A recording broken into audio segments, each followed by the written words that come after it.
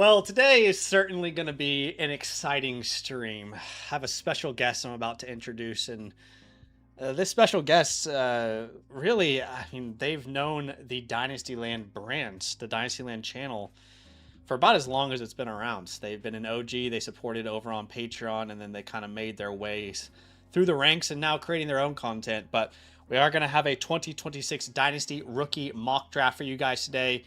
Gonna have landing spots obviously included as well. We've got a fun 3-round mock draft post Senior Bowl. Senior Bowl, talk about the hype of Senior Bowl, talk about this rookie class.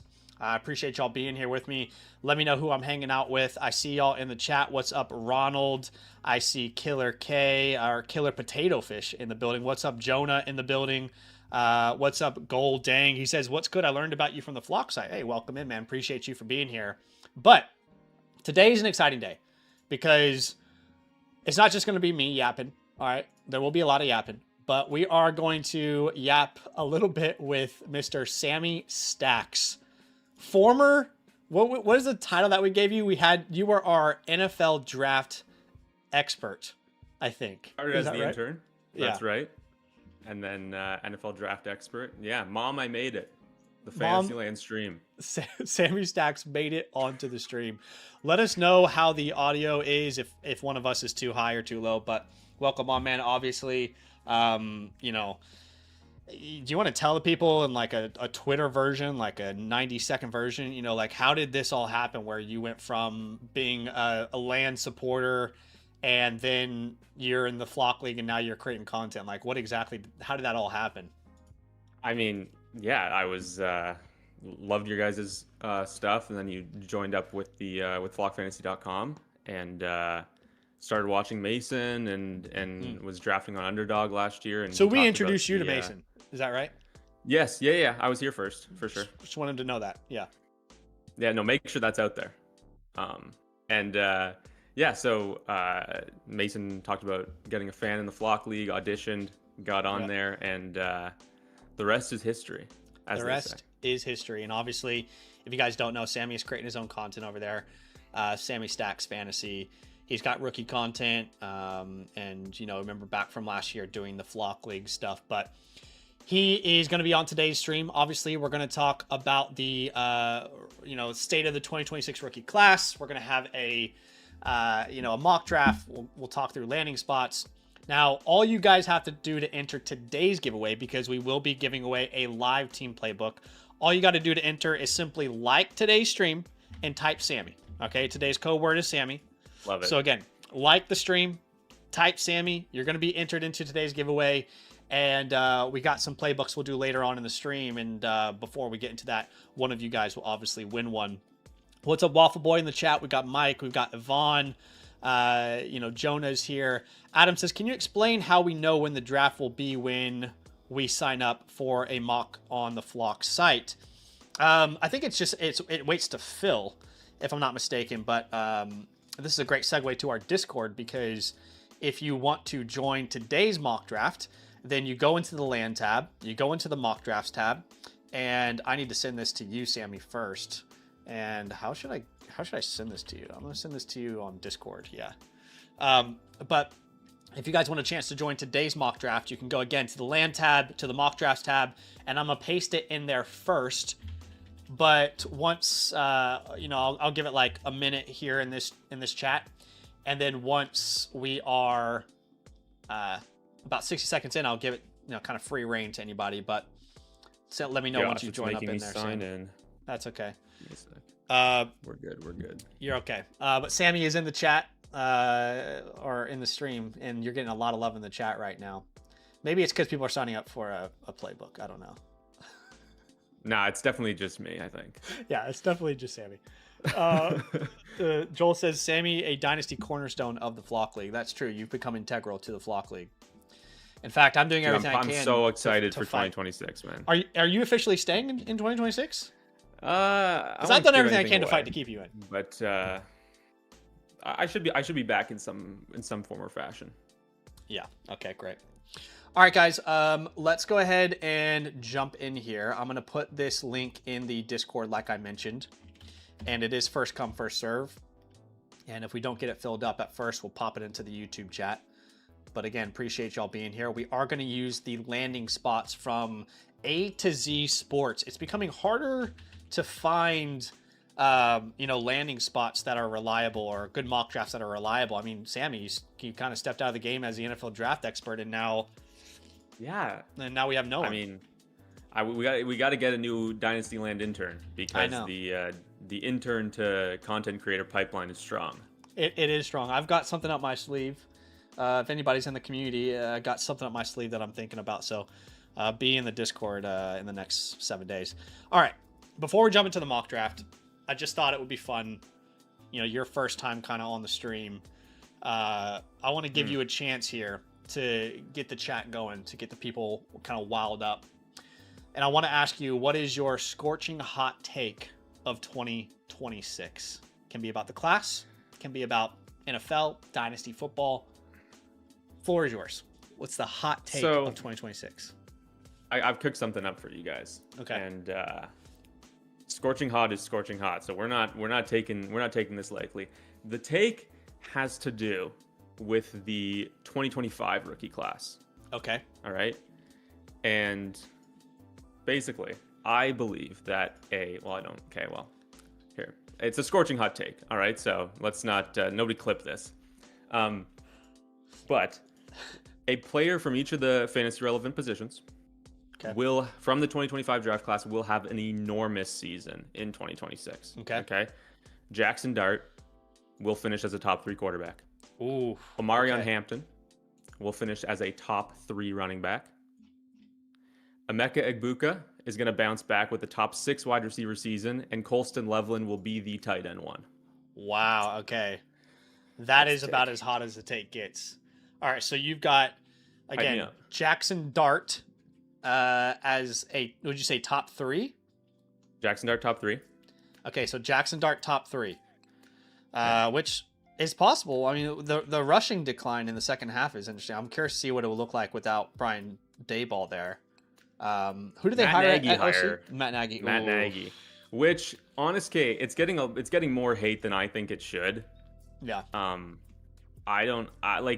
This guy won 12 games with Mitch Trubisky. I get the defense was incredible. Yeah. But I don't know, man. John Harbaugh, I like the stability. Even if Matt Nagy, it ended sour in Chicago, I have faith in this offense. Neighbors back, Scadaboo hopefully back healthy at some point. That's what's so crazy about. I mean, the fact that he averaged almost 19 points per game without his 2 best offensive weapons is wild. Hampton, dude, I kind of in on with that because I feel like his rookie season is going under the radar. Had the injuries, it really is. The ankle obviously slows him down, but he looked good. He was involved in the air. He was involved obviously heavily on the ground. The Kamani Vidal stuff was annoying, but I mean, he's clearly just getting back to full health. I just feel like we're way undervalued. I mean, a first round pick averages 15 points per game as a rookie. That's what else can you ask for? I mean, Bijan Robinson didn't even average 15 points per game as a rookie. I mean, you are speaking my language, brother. I don't know I think I'm the highest on the site on him. What do you have him at right now? I think I have him at 17 overall. Oh my gosh! Wow. Okay. And then the wide receiver was Egbuka, which I actually just recorded. That was the one here. Look, Egbuka. I formulated the take with Loveland, Dart, and you said who could I put at Hampton in mind. I said top 6. Okay, top 6. So I think over the course of the season, Egbuka had one of the highest what do you call it?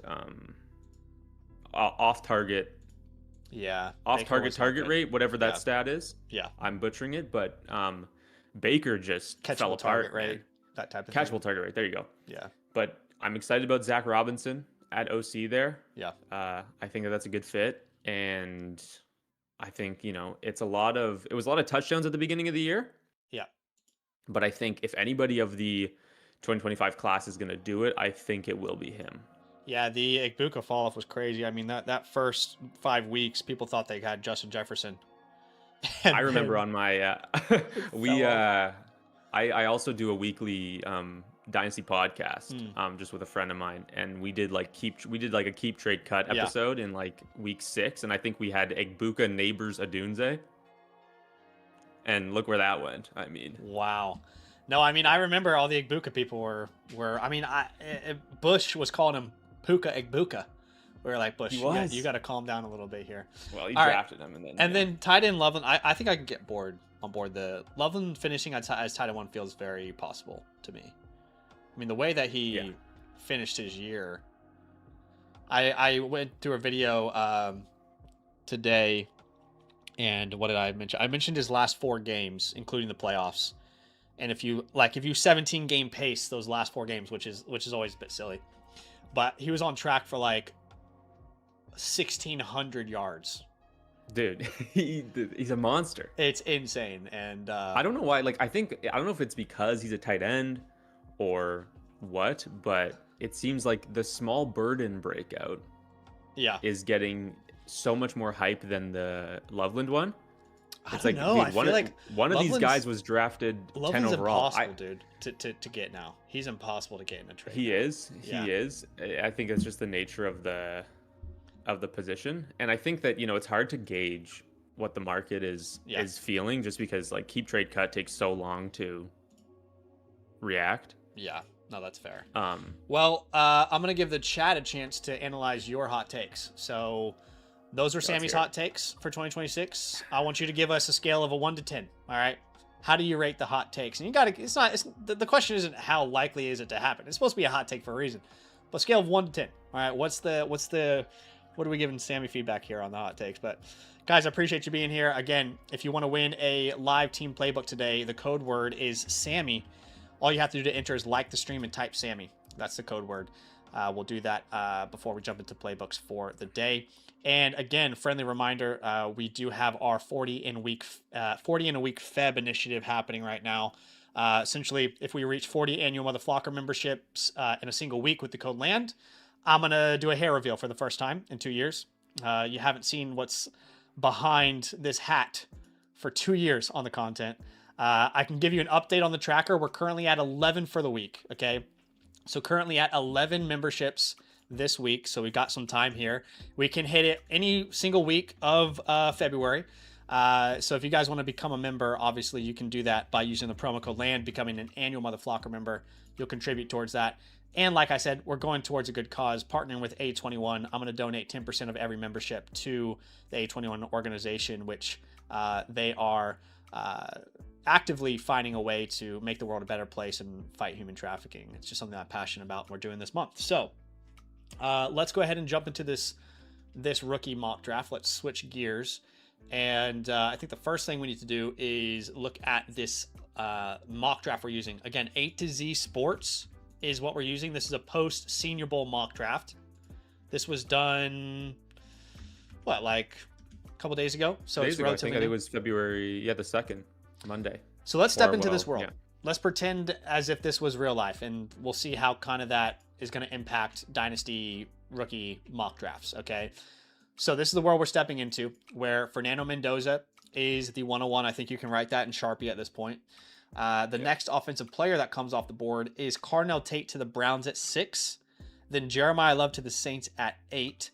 Jordan Tyson to the Chiefs I thought was really interesting. As a Rashee Rice stan, I mean, they would work really well together. They would work well together. I feel like Jordan Tyson's, if they draft a receiver at 9, Rice's value would plummet. Is he Andy Reid's type? I don't know. Not really. I don't think he is. I don't remember the last time Andy Reid took a receiver round. I mean, Xavier Worthy, but Jeremy Maclin round one? Like, yeah. The Tyson fit is just strange to me, because this is like the type of guy that Reid is like, we're gonna pay him, $8 million in free agency for this guy, for the guy that like gives us, he wants the Tyson wasn't a big yak guy in college. I don't know. It's an interesting fit. It's certainly something they don't have. They don't have that on their offense right now. Next offensive player that comes off the board, I think we have to wait a while. Mekhi Lemon goes to the Jets at 16. I really don't like this landing spot. Number one, we don't even know if you can trust Garrett Wilson, but Disgusting. With Mekhi Lemon there, it's hard to see a real breakout year one. Kenyon Sadiq goes 19 to the Panthers. Casey Concepcion to the Steelers at pick 21. I think he'd be a good fit alongside DK. And no Arthur Smith. So this was surprising to me, honestly. Chris Bell at 29 to the Rams. At this point, is I don't see a world where he goes in the first round. me neither. But I know that, there was a lot of chatter and talk about him being that, or people saying if he hadn't have torn the ACL, he's a first round pick. Right. Yeah. And I don't know that I agree with that watching him, but I thought he was always going to be a fringe guy even if he was healthy. He's a great athlete. I just don't think he's a very good route runner yet, but that's just about it though. It's kind of like how the Steelers used DK Metcalf this year. right. Like it's just get him the Best ball case and scenario. he's just going to run through or past everybody. Yeah. And he could do that, but it's a different game, We got to live in this world. Let's see how that. I mean, I think we'd all love in Dynasty. I think we'd all love to have another first round receiver out of nowhere. That's a surprise. So that's but then the first Denzel round. Boston falls out. So it's Denzel Boston does fall out. Wow. So okay, interesting. All right, round two. Round two, we got Chris Brazzell to the Titans, Boston to the Raiders, Surratt to the Giants. A little run of receivers there. Ty Simpson goes to the Browns in kind of that, Tyler Shuck range. Max Clare to the Chiefs. I guess the replacement of Kelsey if he's not going to join them this year. Omar Cooper to the Dolphins. Kind of like that, actually. I'm not opposed to an Omar Cooper Dolphins fit. We get Jonah Coleman to the Vikings. I've said this the entirety of this offseason. I would be really surprised if there's a running back that goes in round two. I don't think there's a round two caliber running back. Outside of Jeremiah Love, obviously, he's going to go round one. But if it's going to be one of those running backs, from everything we hear, it's going to be Coleman, Price, or Johnson. But it's really more Coleman or Price that we're hearing right now. This is the world we're living in, though. If there's actually a round two running back that goes to the Vikings, I'd be shocked if this guy doesn't go really high in this mock draft. I'd be shocked. Garrett Nussmeier to the Steelers. Branch to the 49ers, which, honestly, I've not thought about that fit yet, but Zachariah Branch to the 49ers makes a lot of sense. Makes a lot of sense, doesn't it? Emmett Johnson to the Texans. Antonio Williams, who's a certified my guy, to the Buffalo Bills. I think you're getting it's weird because I think you're getting a better version of Khalil Shakir there, so I don't love the fit, but it is what it is. Eli Stowers to the Broncos, who I'm really excited to scout. A lot of people are. They love this guy. Dude, I mean, you got some thoughts on him? Yeah, I think that this is we can talk about when he comes off the board, but this is kind of your Harold Fannin with not as high numbers, but the market share numbers are incredible with him. Okay. I've heard a lot of people speak very highly on him, and I'm excited to scout him soon. The Cardinals go with Jadarian Price in round 3. Fields to the Eagles in round 3. We get Kevin Coleman to the Saints, Drew Aller to the Dolphins, Deion Burks to the Falcons, another guy I really want to watch, haven't had a chance to yet. Skylar Bell, my guy, to the Patriots. Ooh. Yeah, that's not bad.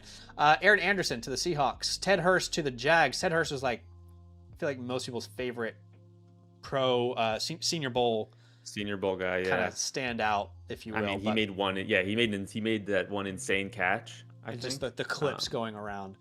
It's the clips, yeah. Dude, Malachi Fields had one too. I'll be honest with you, I've always been that guy who's like the old grandpa on the porch when it comes to Twitter, but I just think some of the clips I've seen this year, it's always bad, but it just feels like complete engagement farming. Like some of these clips I'm watching and I'm thinking to myself, like, how has your opinion of this player changed at all from seeing this clip? It shouldn't. It's literally just like, let me see how. This is what it should be. It should be you come in with either you've scouted them and you come in with a preconceived thought of them, and then this sort of like, it enforces enhances your own that. opinion, right? But if you're not there, like, you're not learning anything from a clip on Twitter. I'm sorry. No, certainly not. The Malachi Fields clip was so funny to me because, like, first of all of these ones, these drills are not designed for the corner to be able to do anything. No. The field is completely open. The Malachi Fields one, there are two, like, they're employees of the Senior Bowl. They're sprinting out of the way so that he doesn't run into them because they're on, like, they had no thought process that he was even going to be close to them. The one-on-one clips, you're right. It's the way I view it personally is if a receiver is not winning the one-on-one drill at the Senior Bowl, you got a problem. You're not an NFL player.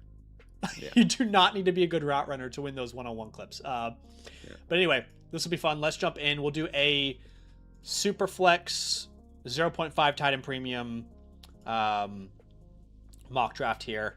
I am at I think I put myself at the 10 spot. Where are you at here? You're at I the, hopped in at the 6. ooh, that's going to be a tough decision to make. Exactly, because I think that, at this point in time, regardless of landing spot, there is a clear top 5. Yeah. And the decision is always at the 106. So it'll be, I'm That excited 106, to see, man. I mean, it really feels like one of the biggest drop-offs in recent memory between, the 101 versus the 106, for me at least. I don't know where you stand, but well, in like the first I round, think, it's like such a clear, stark drop right now, pre-draft at least. yes, exactly. And I think that my opinion of it, at least for I get like, discounting the value of the later picks, but I am of the belief that somebody will emerge Okay. as a good pick at that spot come As in draft like day. a draft day surprise, like Not RJ necessarily a Harvey surprise, or... but I think I'm a lot more confident that we see one of these running backs in round 2, Okay. and that makes this pick a lot easier. Like if we have somebody in Right. the Travion Henderson, Sure. Quinshon Judkins range, this is where they were going last year. 100%.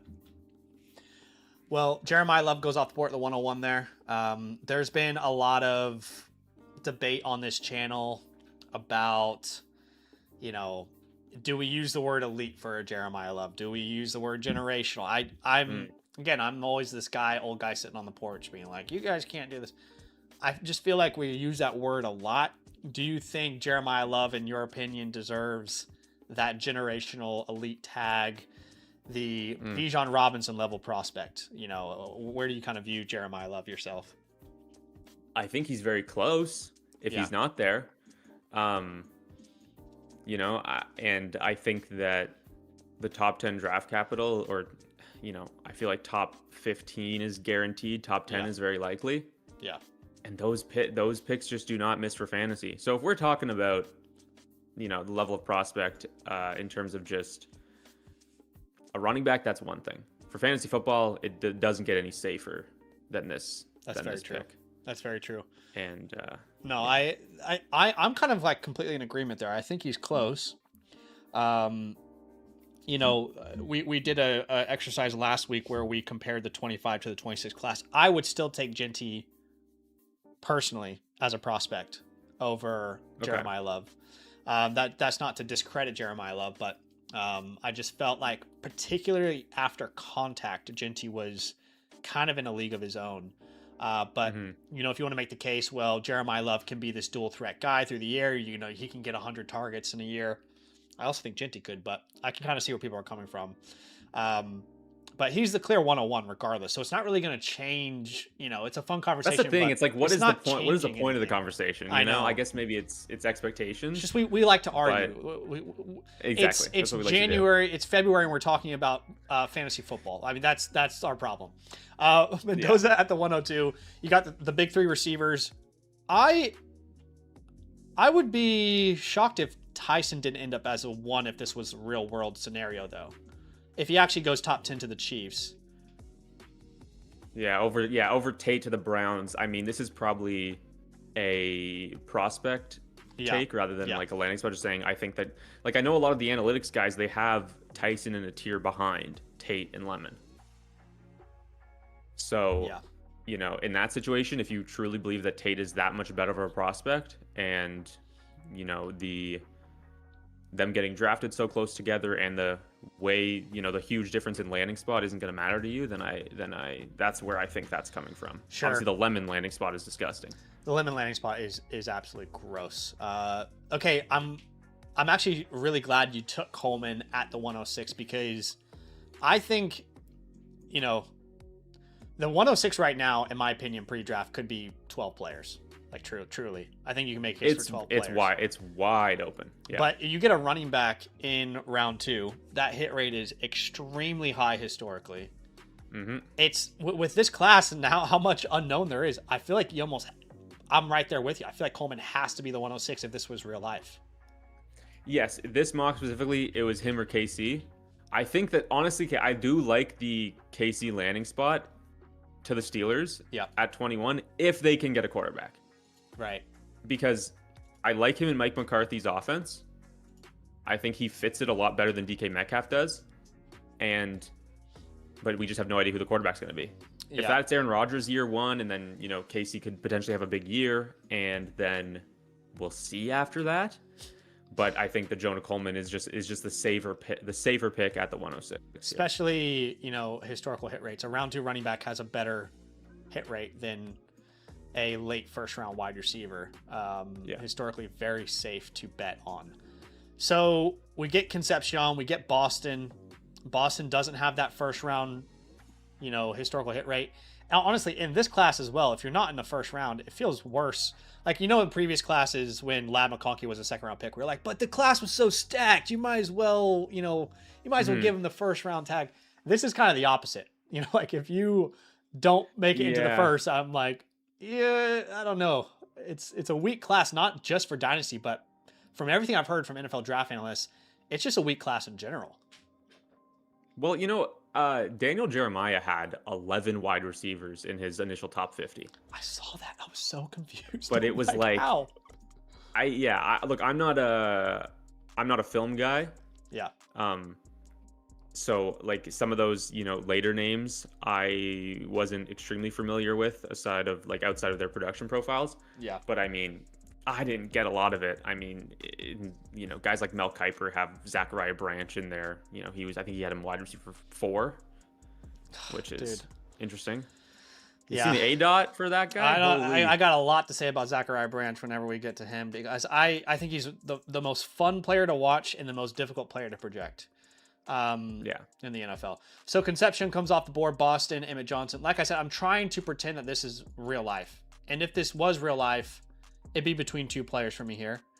I have a lot of questions around Kenyon Sadiq personally. I'm not someone who is going to sit here and tell you like, yeah, this guy can't miss. You know, ultimately, first round pick to the Panthers. I could see how he could work in that offense. I think, in my opinion, with Sadiq, the part of the conversation that's not often had enough is how good he is as a blocker.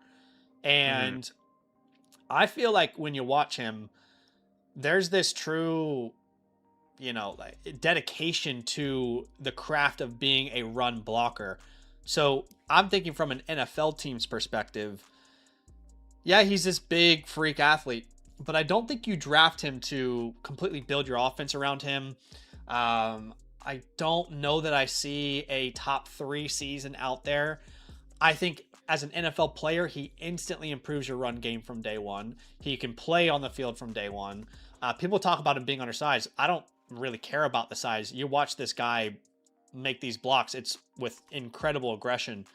But there's this like this talk of, well, what could he be though with the athletic build? And you know, we've said this many times on the channel. Until recently, you don't really focus so much on the production in college. You focus on the traits for tight ends. And he's got the traits. Yeah. He's got the traits. Mm-hmm. He's not the best pass catcher yet. He's going to test like a monster. Oh my gosh. He might have a 10. He's 6'3", like 245 listed, right? Yeah. He could run in the 4.4s. He's like, I think he's so fast, and he is just rocked up. Like, almost feels like he goes in the first just because of the combine alone. That's why. Like, I think that's why he's consistently getting mocked here, because you look at the production and it's like, why wasn't Oregon using this guy more? Yeah. And they also had a couple tight ends as well that people are obsessed with. Well, there's another guy. I've seen hot takes of like, you know, Kenyon Sadiq's the second best tight end on his team, and but Terrence Ferguson was still there last year. Yeah. And I want to see Terrence Ferguson unleashed. Chris Bell at the 111. That's the other guy I was considering.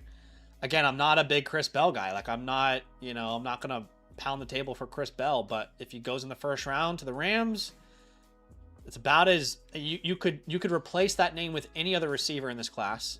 And if they win the first round to the Rams, I would be intrigued. I would be intrigued enough to pull the trigger on it. Jadarian Price ends the first round. He was round 3 to the Cardinals. Don't really love how he and Benson fit together. I don't see a complementary backfield there. It's a weird one. Yeah, I feel like Benson's a better athlete, but neither of them are, you know, the guy you'd put in there on third down and say, yeah, you're my third down running back. I don't feel like either of them have that skill set perfect. Benson probably I mean, Price had like, what was it, six targets this year or something? I can't remember. So It was very low. I think he had something like, I think he has 15 receptions over his last 3 years. which is incredibly difficult to project. At the same time, It's you have just to so keep hard in mind, because you got Jeremiah. Jeremiah Love. Like, yeah, I don't know. I don't know what you do with that. It's a weird one. All right, so after that we have Surratt and Omar Cooper back to back. Might be fun to have a conversation about those two. I feel like I'm on an island with the Indiana receivers. Feels like Surratt over Cooper. Yeah, it feels like the consensus right now is very much Omar Cooper over Elijah Surratt. I like both of them. I do prefer Surratt a little bit more. Do you have a strong opinion on the two, or is it just, hey, grab whichever one's available? They're both great players, you know. Yeah, absolutely. I think that potentially the Surratt athleticism drops him in the draft. Like, I don't like, you know, if he runs a 40, does he break into the 4.5s? Right. Like, so I worry a little bit about, I think I have Omar Cooper over him right now, projecting the draft capital. And I think Cooper's kind of on this rocket ship right now. And I think he could end up as a late first round pick. Yeah. And, he the is after the certainly catch on a stuff. rocket ship. Yeah. The after the catch stuff is really exciting. Yeah. And, but I think it's very close, and largely draft capital will decide it. In this situation with Surratt going to the Giants, and where did Cooper go? went to the Dolphins? Dolphins, yeah, round 2. So I think Cooper maybe has a better path to the wide receiver 1, but also who is the quarterback? Yeah. So in this case, I would take Surratt over Cooper, I think. Yeah, they're very different players. I think Surratt's really underrated as a route runner. I'm constantly hearing people question his route running ability, and I really don't understand it, because I see a technician. I really do. Like, this guy is so complete, in his ability to manipulate a defender, footwork off the line of scrimmage. I understand the speed, but I mean, how long are we going to talk about speed with the receiver and like have it be an important part of their profile when it's almost like a bonus if they're fast, as far as like in a long run speed type of scenario? You want that short area quickness over that long run speed. At least I do. Yeah. And I just feel like what receiver in the last 5 years have we gone to the combine and been like, whoa, I didn't think they were that fast, and they just blew up the combine with speed, and they ended up being a game-changing receiver? Someone tell me what that receiver has been in the past 5 years. Yeah, the crazy fast guys, I wouldn't say that's, Xavier Worthy, Matthew Golden. Like, Matthew Golden was rising in January last year, but also his run at the combine helped him a ton as well. Yeah, that's true. His combine was pretty good. Obviously, that went terribly. And that did not go well. Stowers at the 203. I know you mentioned you're a big Stowers guy. You want to talk about him? Well, and he goes to the Denver Broncos. Perfect fit, right? I mean, I don't think it gets much better than that. Yeah. Sean Payton could definitely use a tight end that he believes in. I feel like we've been trying to place that tight end in this offense for years. Yeah. And it's not worked out. We thought maybe Evan Ingram, and then clearly not Evan Ingram. He's just cooked. I think that's like an Evan Ingram being cooked thing more than anything else, hopefully. I had expectations, man. It did not work out well. I mean, it was all there, right? Like, he was really good when they used him on the Jags. Yeah, just not consistent enough, unfortunately. We get Trinidad Chambliss coming off the board. I don't even know. Did he get drafted? Was he in this mock? I don't think he was. We don't know yet if he's going to be in the draft yet, right? I think he's still going to. No, he's still fighting in the courtroom, man. Yeah. So there's a good group of people who really, really like Trinidad. Branch comes off the board, member to the Niners. Yeah, I got a lot to say about Branch. I think he's more of a fun idea than somebody that's going to change your dynasty roster. I don't know if you have a strong opinion. I don't know if I'm breaking your heart here. No, not at all. I just feel he is like, the best case scenario is he is Wandale, but like actually a good yak threat. That's how I view him. Like from a utilization perspective, best case scenario, you're Wandale, but you actually have legitimate yak appeal. I just feel like, even if you look at the way they used him at Georgia, they were aware of his limitations. Like they were not letting him run many deep routes, constantly used behind the line of scrimmage. And it's funny because I think San Francisco's a perfect fit. They kind of need a new Debo. I don't know. You have any differing thoughts there? I'm going to take Ty Simpson off the board here, who went to the Browns in round 2. Well, I think with Branch, it's an interesting one because the profile, obviously, he was like, what was he, the #1 recruit in the entire country, I think, coming out of high school? 5-star guy. I mean, I remember taking him in a Devy League and being like, oh my gosh, I just got the next Tyreek Hill. I was like, oh, it's just, it's so weird. You don't see this much stuff closely. Even the guys that you say are gadgety, right? Like this is just on another level. Yeah. Do you remember what Malachi Corley's ADOT was? I don't, but you want to see something funny? It was probably pretty freaking low. I'll show you something funny. This is just a rough. This is a rough, kind of like some of the stuff I work with while I'm scouting. But yeah, I've got 37 players in here. I need to update it with some of the people who have declared and come back. But when you sort by ADOT in this class, this is just a group of 37. Oh my God. Branch is at 3.3.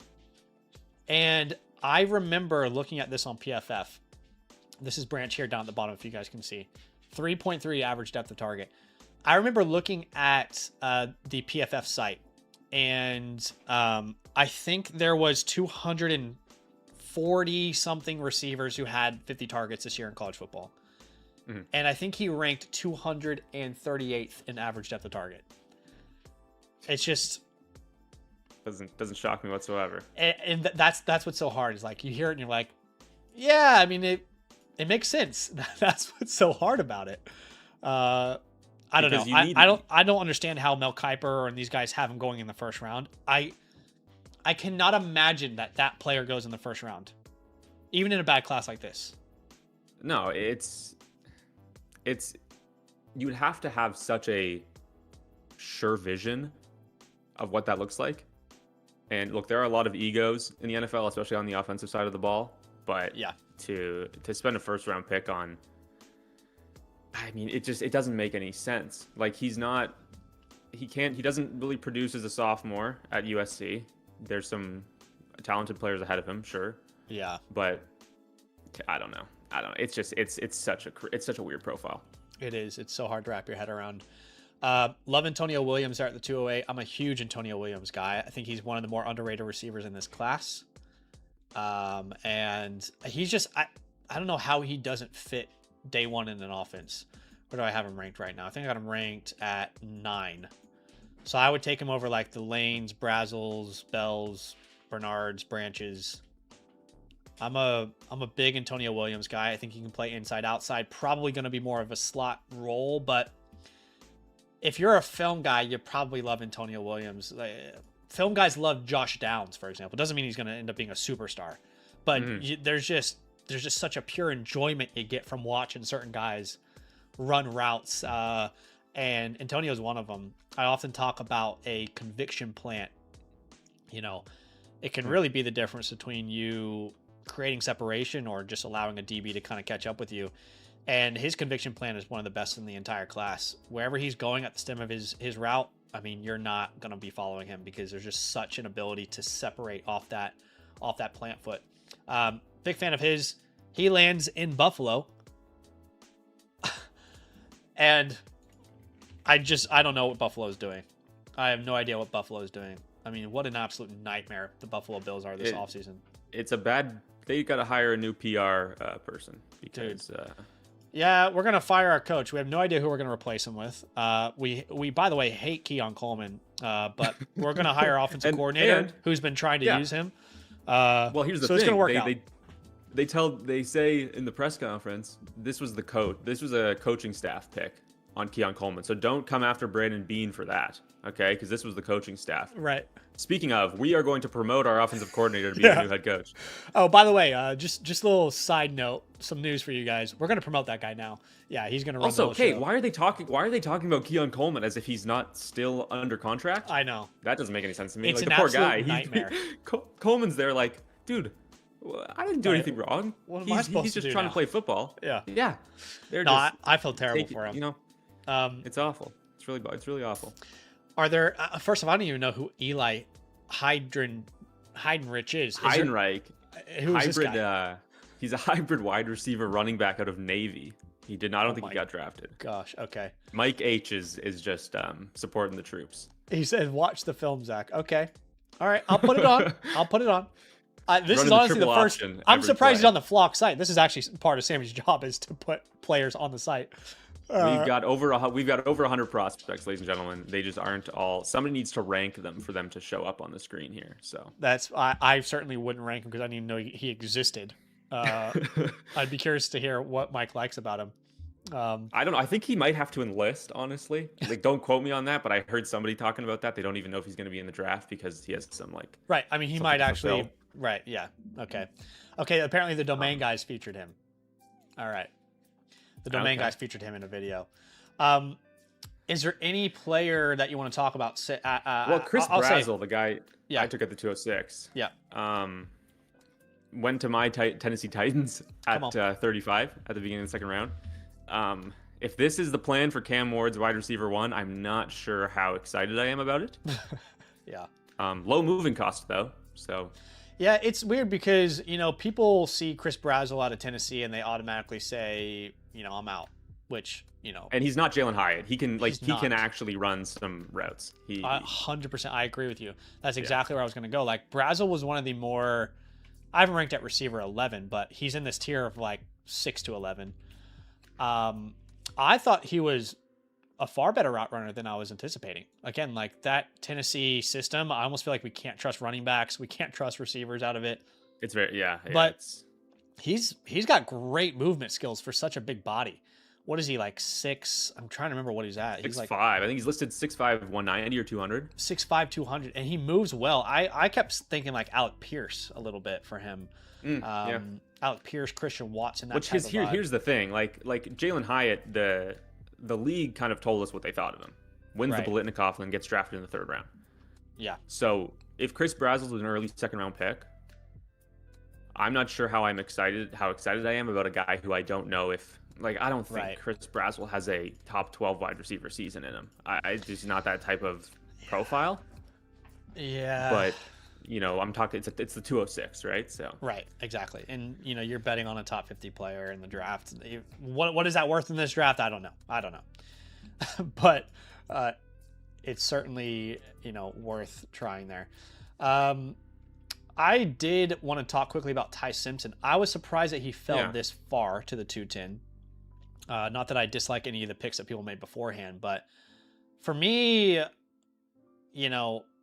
I've been very vocal about I'm not really wasting my time on a 2nd round quarterback because the hit rates are so bad historically.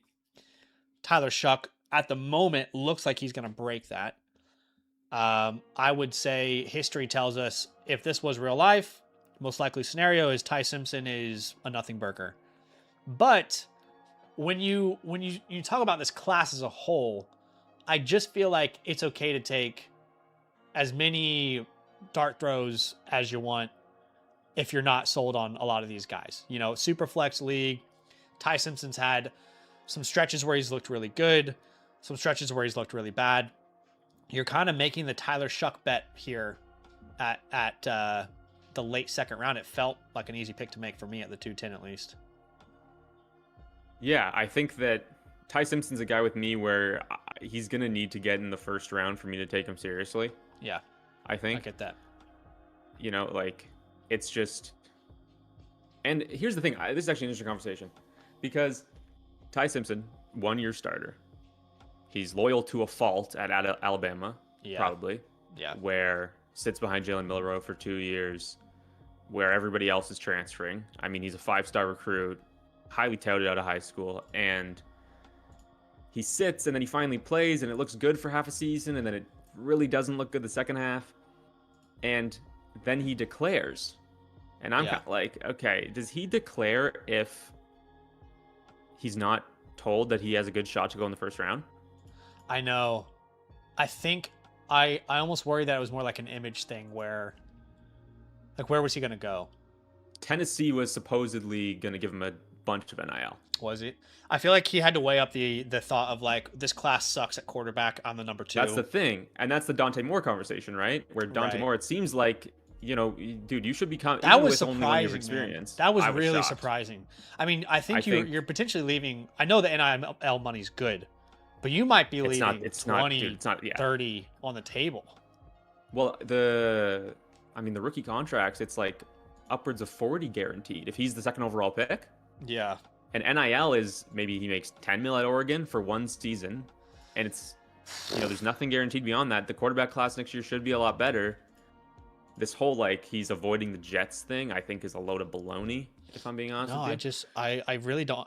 That was really confusing to me, honestly. Really confusing. If you guys want to join, we'll do one more rookie mock draft here. I would love for you guys to join us. I'll send the link out after this draft is finished. So we'll do another one. If you want to join us, you can create a free account. Use the promo code LAND at sign up. Create a free account. You'll be good to go. You can jump into any mock draft with anyone. So that link is in the chat if you guys want to get that set up. But we'll jump into one more. I did notice you took Nick Singleton. I don't know if you know my thoughts on him. For the last 365 days in the Dynasty streets, I've probably been the biggest Nick Singleton hater. And I'm now that you've taken him, it might be fun to have a conversation about it. Do you like Nick Singleton? I wouldn't say I like Nick Singleton. I would say that he didn't get drafted in this mock, obviously. Yeah. And so in the third round here, I was weighing up. I was going to take him or Jeremy Bernard, another guy who didn't get drafted. Yeah. But I figured if I'm looking at a 4th round running back or a 4th round wide receiver, I'm going to take the running back. But I think that Nick Singleton I'm not high on him by any means. I like Katron Allen a lot more. Yeah. Singleton, I think, is a good upside shot just because he I think he will test. Well, no, he's not going to test, actually. I don't know if you saw, he broke his foot. Yeah. So that's unfortunate. Yeah, there's almost like no chance for him to be a riser either. It's brutal because I think that he would have tested very well. He obviously is a very good athlete and he has the ability in the receiving game. Yeah. I don't think it would take a big jump for him to ever turn into like a 3-down player, a 3-down workhorse for a team. Yeah. But I think that, you know, the 3rd and 4th round for me is just like, if a wide receiver falls, sure. And other than that, like, I'm probably just taking running backs and tight ends with opportunity. Sure. It's kind of how I view it most of the time. Those hit rates for receivers outside of the first 2 rounds are atrocious. It's not good. It's not good. Yeah. Someone asked, where does the Singleton hate come from? Look, it's just, I just more feel like I've been forced into it because I remember this time last year, I was called the Ollie Gordon hater, right? Just like this idea. I remember. Do you remember Who this? was the guy? Do you remember the guy that kept on coming into the mocks and taking him at the 101? Yeah, there's this one guy kept taking him in the first round. I remember we had 2 years ago, there was a guy who was taking Frank Gore Jr. in round 1 and telling us we were idiots. That's awesome. But, that's good stuff. I mean, I just feel like there's almost one every year where it's this Devi Darling. People were obsessed with him coming out of high school, 5-star recruit. They had a good season in college. And even though they had a good season, the film is just full of warts. Going back to last year, Ollie Gordon, people are like, how can you not be an Ollie Gordon? How can you not be excited about this guy? Look at what he did as a sophomore. Look what he did here. And like, you go watch Ollie Gordon's film at Oklahoma State and you're like, no, there's clearly some major issues on film. There's clearly some huge fundamental flaws where I don't think this guy's going to be drafted very high. And that's how I felt about Nicholas Singleton. I fell into the trap myself with Zach Evans. I was obsessed with Zach Evans when he was coming out. And it's all because of what he did earlier on in college at Ole Miss. So for me with Nicholas Singleton, I've said this many times, what is he, 6'4", 220 or whatever it is. I have never seen a running back with this much hype, with this much weight and frame that attacks strength so in such like a nonchalant, weak manner. I mean, he does not attack any physicality at all. He lets it happen to him. I say this all the time. Like if you're looking for a guy, if we're drafting running backs and our criteria is big, fast, and athletic tag, sure, put him at the 101 with Jeremiah Love.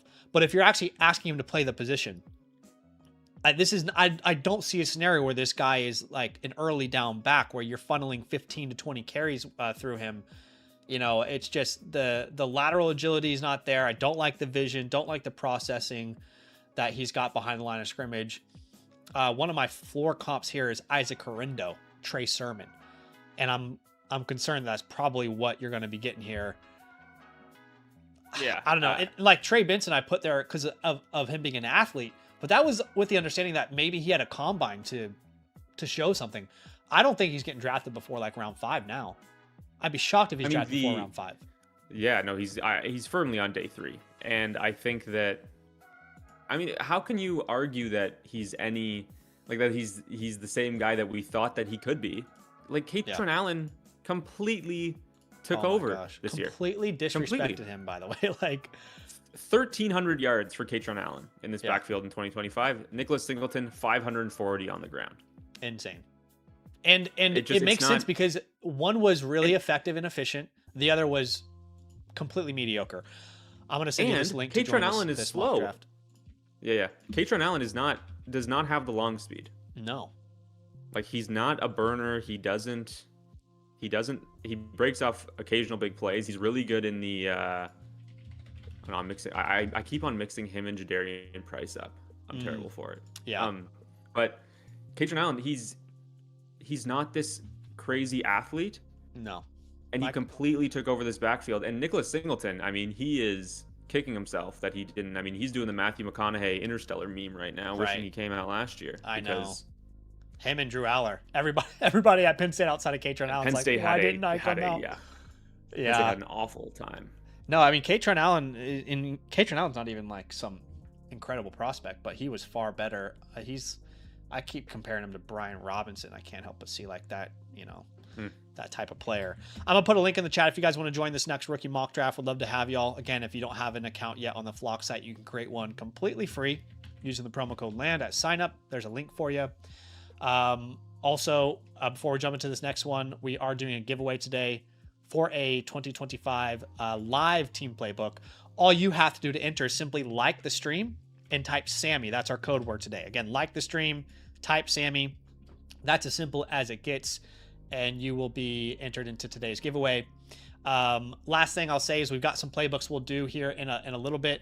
If you want to get into the queue, tonight's a great night. I got 2 currently up, but there's plenty of room for you guys if you want to get your team review tonight. I'll put that link in the chat. And we've got all 3 of those options now, which I'll show y'all here. The live team playbook, priority pass, or the pro pass. Pro pass essentially lets you double your playbooks, gang. So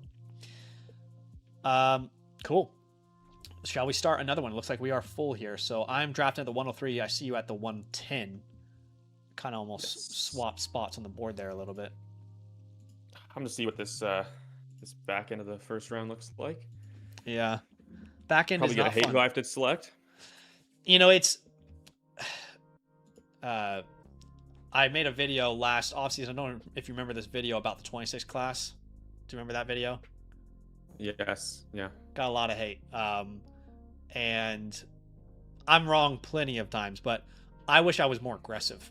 I wish I was more aggressively sold my 26 first as a contender, because these teams that you guys are contending with, I got a lot. I have so many 107 to 112s this year, and that is like the most immovable first round pick ever. Genuinely, I can't think of a more immovable pick at this point of the offseason ever. We're going to use the same landing spots, by the way, from A to Z here. So to start, Jeremiah Love went to the Saints. Tate went to the Browns. Tyson to the Chiefs. But yeah, I mean, did you end up selling any 26 first last offseason in a contender, or were you kind of like, no, they'll gain value? My sort of thought process was, I don't think the market really saw what you were preaching. and they weren't really devalued in season. And so on a lot of my contenders, I don't tend to keep my firsts on my contenders unless like if it's like an absolutely insane roster and it would be futile to try and upgrade it, then sure. But I didn't end up with a lot of my first round picks. But on my rebuilders where I'm accumulating the picks, I'm sitting with like the 102 and then the 109 and 11, and I'm like, I don't know what I'm gonna come out of this with. It's funny because last year's 201 felt like an absolute cheat code. You're like, oh my gosh, look at this class. I'm gonna get Colson Loveland, Caleb Johnson. Dart. Yeah, Caleb Johnson. Oh my gosh. Well, and it was Caleb Johnson, Matthew Golden was in that range too. Yep. I think, but there was a lot more hits. Yeah, Colson Loveland fell in a bunch of drafts. Mm-hmm. Yeah, now you're like, I think everyone would trade the 106 for the 201 last year in a heartbeat, but I mean, you can't really think that way. So, a little bit of a surprise here. Mike goes Jonah Coleman at the 104.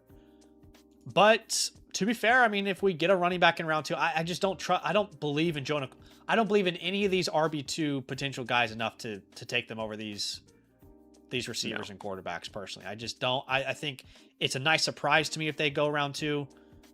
It's just my opinion, but I don't have enough belief in their profiles to take them over these quarterbacks and receivers. No, and I think we didn't talk about Mendoza the first time around. How do you view the Raiders landing spot and him versus the top 3 wide receivers? Yeah, it's really interesting because I notoriously was not a big Cam Ward guy last year. I know that wasn't, everyone had their opinion on that. I took that very personally, by the way. I know you as a Titans fan, you took that very personally. Remember we had someone in the chat, where's Matthew from last year? I mean, there was this stream I remember where someone told me that Cam Ward was the best prospect since Joe Burrow. And I was just like, oh, okay, let's talk about it. I do remember that. Yes. That was a good one. I'm on the clock here. I'll take Stowers. I think I like that landing spot. But with Mendoza, I think he's a better prospect than Cam Ward personally. I like him as a prospect more than Cam Ward coming out. Mm-hmm. Just that, that big body frame, you're not going to have to worry about, does he have the size to play in the league?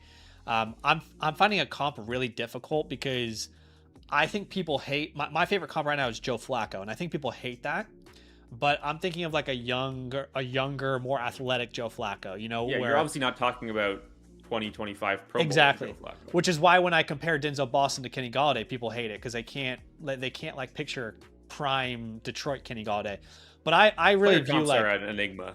Yeah, I really view like Joe Flacco as a great comp. I've heard someone say Trevor Lawrence recently. I could see play style, a little bit similar. Like he's not going to be a guy that ever rushes for 500 yards. But there's definitely this intrigue on the goal line with his body. I could see him having 4 rushing touchdowns in a year. I could see that being a possibility. I could see him being like a short yardage, tush push type of guy where he ends up with 4, 5, 6 touchdowns. But he's not going to have like 500 rushing yards or anything. I think he's a really good prospect. Really impressed by him. Great accuracy, prototypical size and frame. I think where he struggles with is anything that's kind of out of structure. Not that he's bad at it, but he's certainly not like a Caleb Williams or, one of these guys where the play breaks down and, he's going to create for himself. He's very much in structure. And what I worry about is when you go to Las Vegas, how often are you going to be able to play in structure there with the offensive line, with the weapons? I will say they probably had the best offseason possible hiring Kubiak. I don't think you could have asked for like a better hire for them, so that it's promising. I like him. I think we need to have low expectations in year 1 still. I wonder what the ceiling is for fantasy. Like, I like the Trevor Lawrence thing because I feel like he looks like him when he's moving. Yeah. Like on the move, he has that same sort of like upright, just looks like a giraffe out there. Yeah, he does. He has that kind of that running style. But so much of the Indiana offense is the RPO, and I think there will be an adjustment period. Like I'm struggling with these quarterbacks this offseason because what is is Mendoza a guy who the community has learned from CJ Stroud? Yes, they have. And is Fernando Mendoza a guy who ever gets into the top 2 rounds of a startup if he's not running the He's ball? got to be Joe Burrow. He's He got has to to be be Joe Joe Burrow. Burrow. He's got to be, CJ Stroud rookie year. He's got to be, uh, yeah, that's the prototype. Dak Prescott almost. I mean, it's possible. I struggle. I think it's more likely it's a Cam Ward rookie year as far as like he'll show flashes, but you're not convinced 100% yet. There's not the structure around him. It's much more likely a Cam Ward rookie year than it is some Stroud rookie year. However, we try and predict these things every year, and not very often. I mean, why do you think Jackson Dart was a second round pick? I mean, we're not exactly perfect at predicting changes from one year to the next, but I do think he's a good prospect. He might be one of those guys where right now I have him at 5 behind Tate, Tyson, and Lemon. And I think he's much more likely a buy after year 1 than some sell high off of a huge rookie year, Yeah, and I think that looking at it in that what's going to happen with him as a rookie is a good way of looking at it, because it's weird because it could go really bad with the offensive, like if they don't fix the offensive line, we say, oh, just fix the offensive line. I feel like the Chicago Bears are going to be something that everybody compares to for a long time. Yeah. When how many times has a team tried to fix their offensive line and it's gone terribly? I know. The Bears just happen to get it right. That's so hard. Bauer's there, Genty there. Like, there's some good pieces. I agree with you. I really like the Kubiak hire, but it would take a really bad landing spot for one of the wide receivers for me to want to take Fernando Mendoza over any of them. I can see because that. I just don't think the ceiling is in the same realm. Yeah, it's become recent. I don't know if you've seen it, but I feel like Mendoza at the 1 and 2 is almost becoming consensus now. Like, what's your have you seen that as well? Well, here's the thing, because I agree that his value is a lot more insulated. He has a much longer leash than any of these receivers, right? Like, even a guy who, like, Lemon went at 16. Yeah. If Lemon has a really bad year 1, I mean, he's falling, right? Like, he versus look at where Cam Ward is being valued right now. Cam Ward it couldn't have been much worse in terms of fantasy, and he held value because the leash is so long with these first overall picks. So I think it's like a scared pick to take Mendoza at the 102. Right. You're almost like not convincing anyone else, so you're okay, sure. Yeah, and the thing is, it's just like when you really look at like the potential outcomes for a Tate, Tyson, Lemon, depending on where they go, I could see any one of those 3 finishing 2026 as like a consensus top 10 receiver. I don't see Mendoza, finishing as a top 6 quarterback in Dynasty or something. I struggle to see that being a real possibility. One of 2 things needs to happen. All of a sudden he's, I don't know, who would he have to, all of a sudden he's Cam Newton or he's Joe Burrow. Like that's the only way for me that this, like, even if this rookie season goes really, really, really well, there's a chance it's not this huge thing for fantasy. There are so many good quarterbacks who we just don't really care a ton about. Yeah. Because they're not going to score us points. Yeah, I'm trying to go back and like picture, obviously last year we had the Ward Dart in the first round, 2024. Even one of the best prospects we've seen in what, decade, Caleb Williams. I mean, if you put Caleb Williams rookie year and you attach it to the name Fernando Mendoza, I don't think that same grace is going to be extended. No. I mean, what did Caleb do as a rookie? I'm trying to remember. It was not nice. It was not an easy watch. He flashed, but it was like the whole Matt Eberflus Thanksgiving catastrophe, fired, excuses. 15 points per game. He had some flashes. He looked okay. He had some ups and downs. And Ben Johnson got hired very quickly, and then all of a sudden his value was fine. All of a sudden I was like, actually, yeah, I'm going to bet on him. I mean, I guess Bo Nix. Like, Bo Nix is probably... That's probably best case realistic potential upside outcome, where second round startup, second, third round of a startup.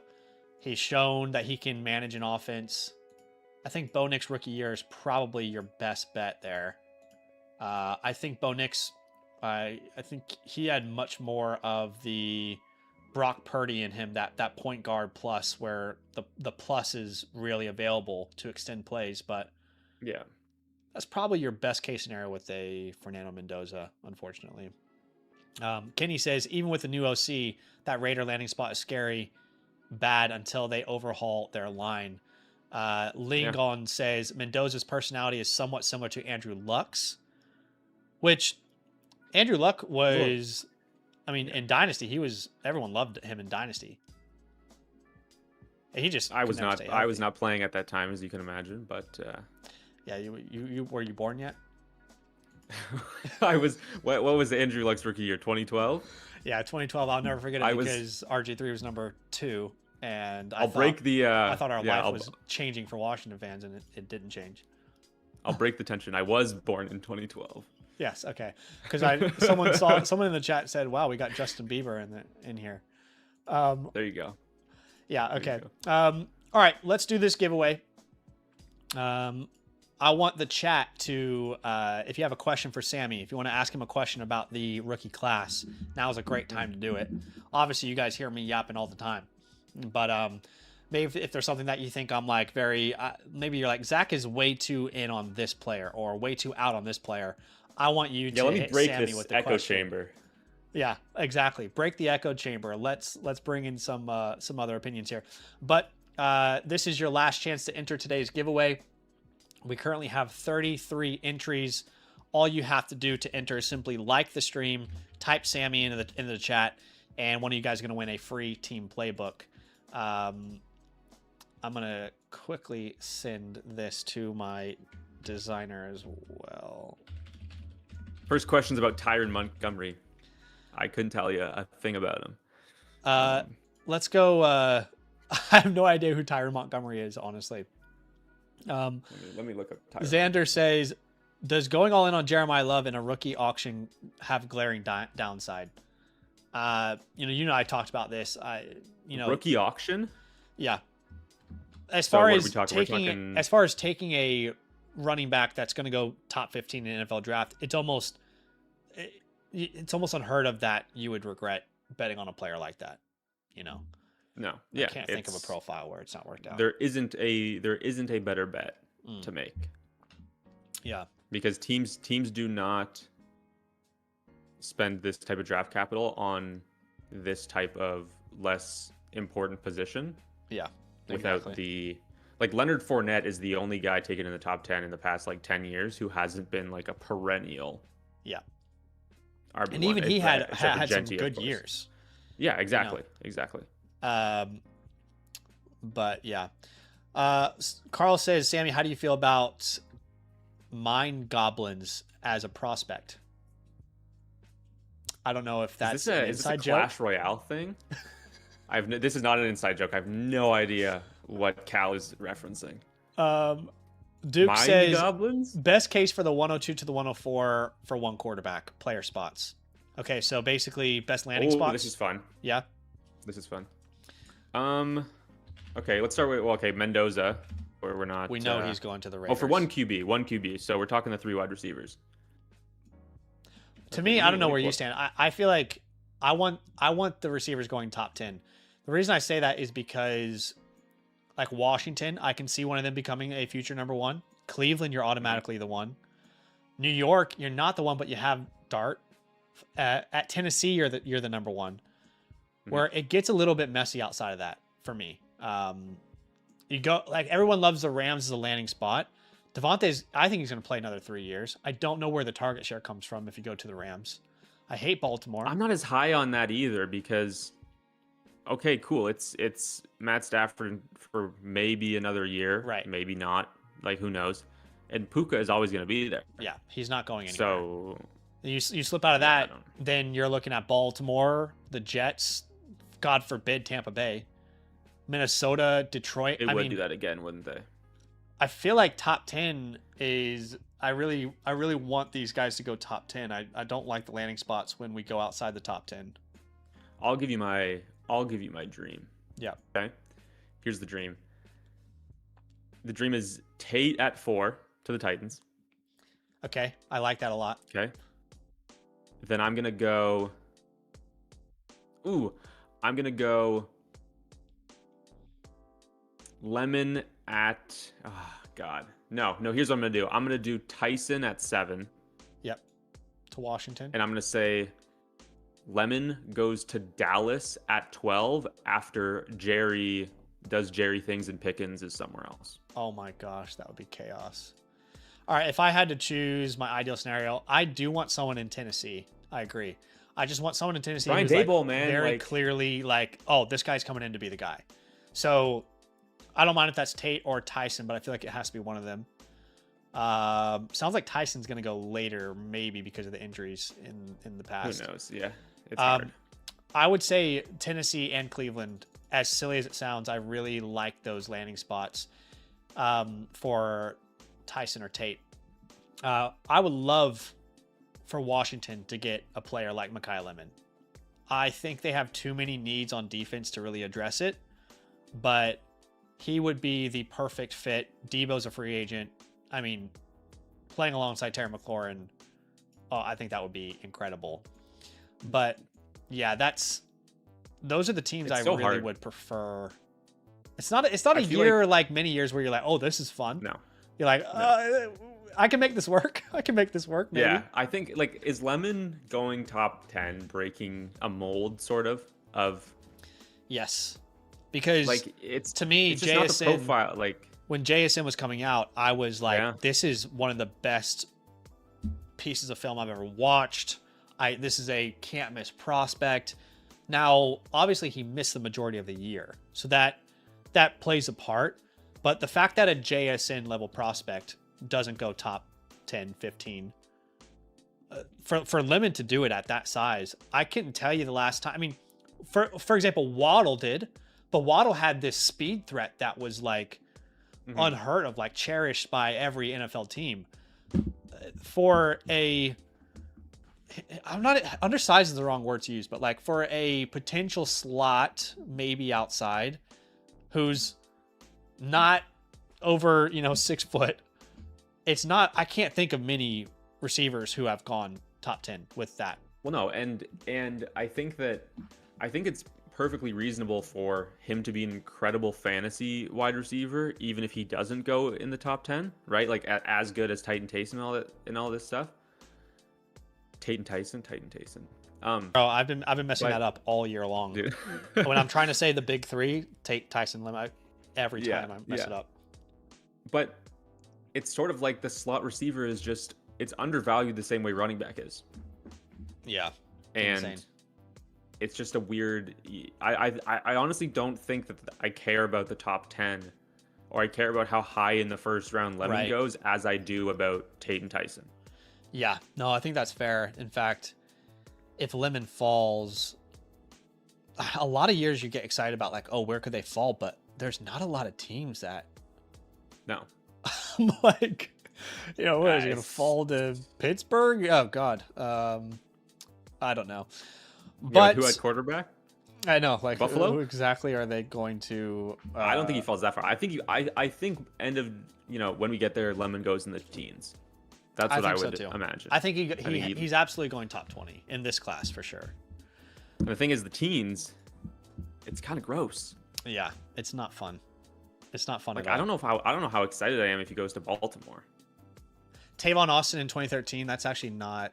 Yeah, that's not a great, example for NFL teams. And yeah, glowing endorsement for Mekhi Lemon is Tavon Austin. My wife actually left the hose on and is watering a tree for 4 hours, so I need to go turn the hose off.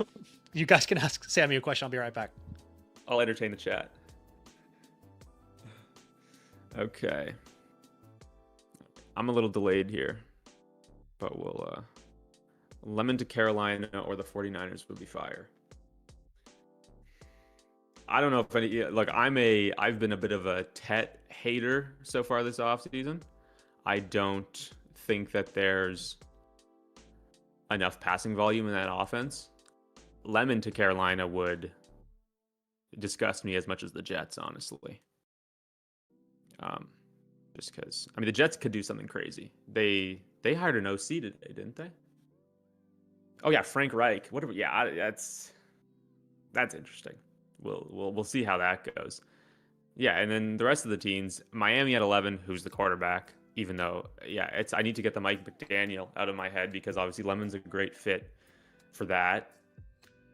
Don't know. Dallas, I mentioned, like, I think that it's more likely than people are talking about that Pickens leaves, and there's room for a wide receiver 2 there where, like I mentioned with Carolina, with the Jets, it isn't there. That's an interesting as conversation. much. I feel like because Jerry Jerry's not going to let him things. walk, man. I don't think so. I think he's going to tag him. But here's the thing. You also have Javonte Williams. Yeah. So they can't tag both of them, right? The Pickens tag, like, that just... Does George Pickens seem like the type to handle that very well? I just think this is going to be an absolute circus. Yeah. And, like, he'll get a bag somewhere else. Yeah, it's tough. He's certainly not always the most level-headed, is he? All right, let's do this giveaway. Appreciate y'all being here with us and hanging out. 40 entries. And all I can say is best of luck.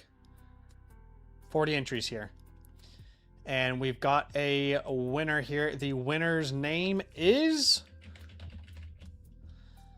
Fozzie Bearer. So shout out to Fozzie Bearer. All you got to do to... Oh, you guys can't see that. Sorry. Y'all see that here? Okay. Fozzie Bearer, shout out to you, my friend. All you got to do to claim your team playbook voucher is simply DM me on Discord. There's my username. I need a screenshot of your YouTube account. And I need your Flock Fantasy username. Congratulations, my friend. All right. That was fun. Friendly reminder, guys. Sammy is obviously creating content as well. Go subscribe and show him some love. Sammy Stacks Fantasy. Is there anything that's coming out here soon that you're excited about that you want to plug before we jump into some playbooks? I had top 40 rookies today. Yep. I have some picks for players. Looking at some trade ideas. That'll be on Saturday. Yep. Other than that, just, I'm uploading twice a week, consistent stuff, and yeah. Hell yeah. It's having a good time. All right, let's jump into some team reviews here. Sammy's going to hang out with us as we got 2 reviews on deck. And it looks like just had a trade question voucher come through as well. So we'll do this trade question voucher first. Absolutely no pressure to get a team review in tonight, but if you guys are wanting to have your team reviewed, today is obviously a great day to do it. We've got 2 in the queue. We can get to you today. I'll put that link in the chat. One other thing I wanted to highlight in case you guys missed it, I am starting an initiative this month called 40 in a Week Feb. Essentially, the goal is if we can reach 40 annual Mother Flocker members in any single week, I'm going to do a hair reveal. All right, I know that was a big joke on the Flock League, but y'all will see kind of what the hairline looks like. Regardless, even if we don't hit that, I'm going to be donating 10% of every membership to an organization called A21 that fights human trafficking. And appreciate everybody who has been a part of that. We currently are at 11 for this week, 11 annual Mother Flocker members. So if you want a team review tonight, best way to do that, become an annual Mother Flocker member with the code LAND. Obviously, you'll get the live team playbook by default. You get all the bonuses of, being an annual Mother Flocker member with the war room by default, the playbook, the trade question vouchers, the rookie report, the fast draft credit, all that. But you are also obviously contributing to something, bigger than yourself, which is really the goal. I want to start doing that more on the channel, find ways to kind of contribute beyond myself. Let's go ahead and let's jump to this trade question from Bose. Bo says, appreciate you. It's a big quarterback scoring 1 point per 10 passing yards, 6-point passing touchdown. They would be sending away Josh Allen. They're getting back 2 first-round picks. 1 point per 10 passing yards. That's the 1 significant. 1 QB. Yeah, who is his current 1 quarterback? point per 10 passing touchdowns. He's currently got Herbert already on the squad, as well as Cousins and Sanders. Also Malik Willis. He does not have a running back room where I would imagine he's really competing. I mean, he's got Josh Jacobs. That's pretty much it. He's got Neighbors, Egbuka, JSN, only Jake Tonjes and Barner at tight end. I don't view this as a real contender right now, to be honest. So I don't mind the idea of selling Josh. Yeah, I think this is a roster where you definitely don't have to keep him.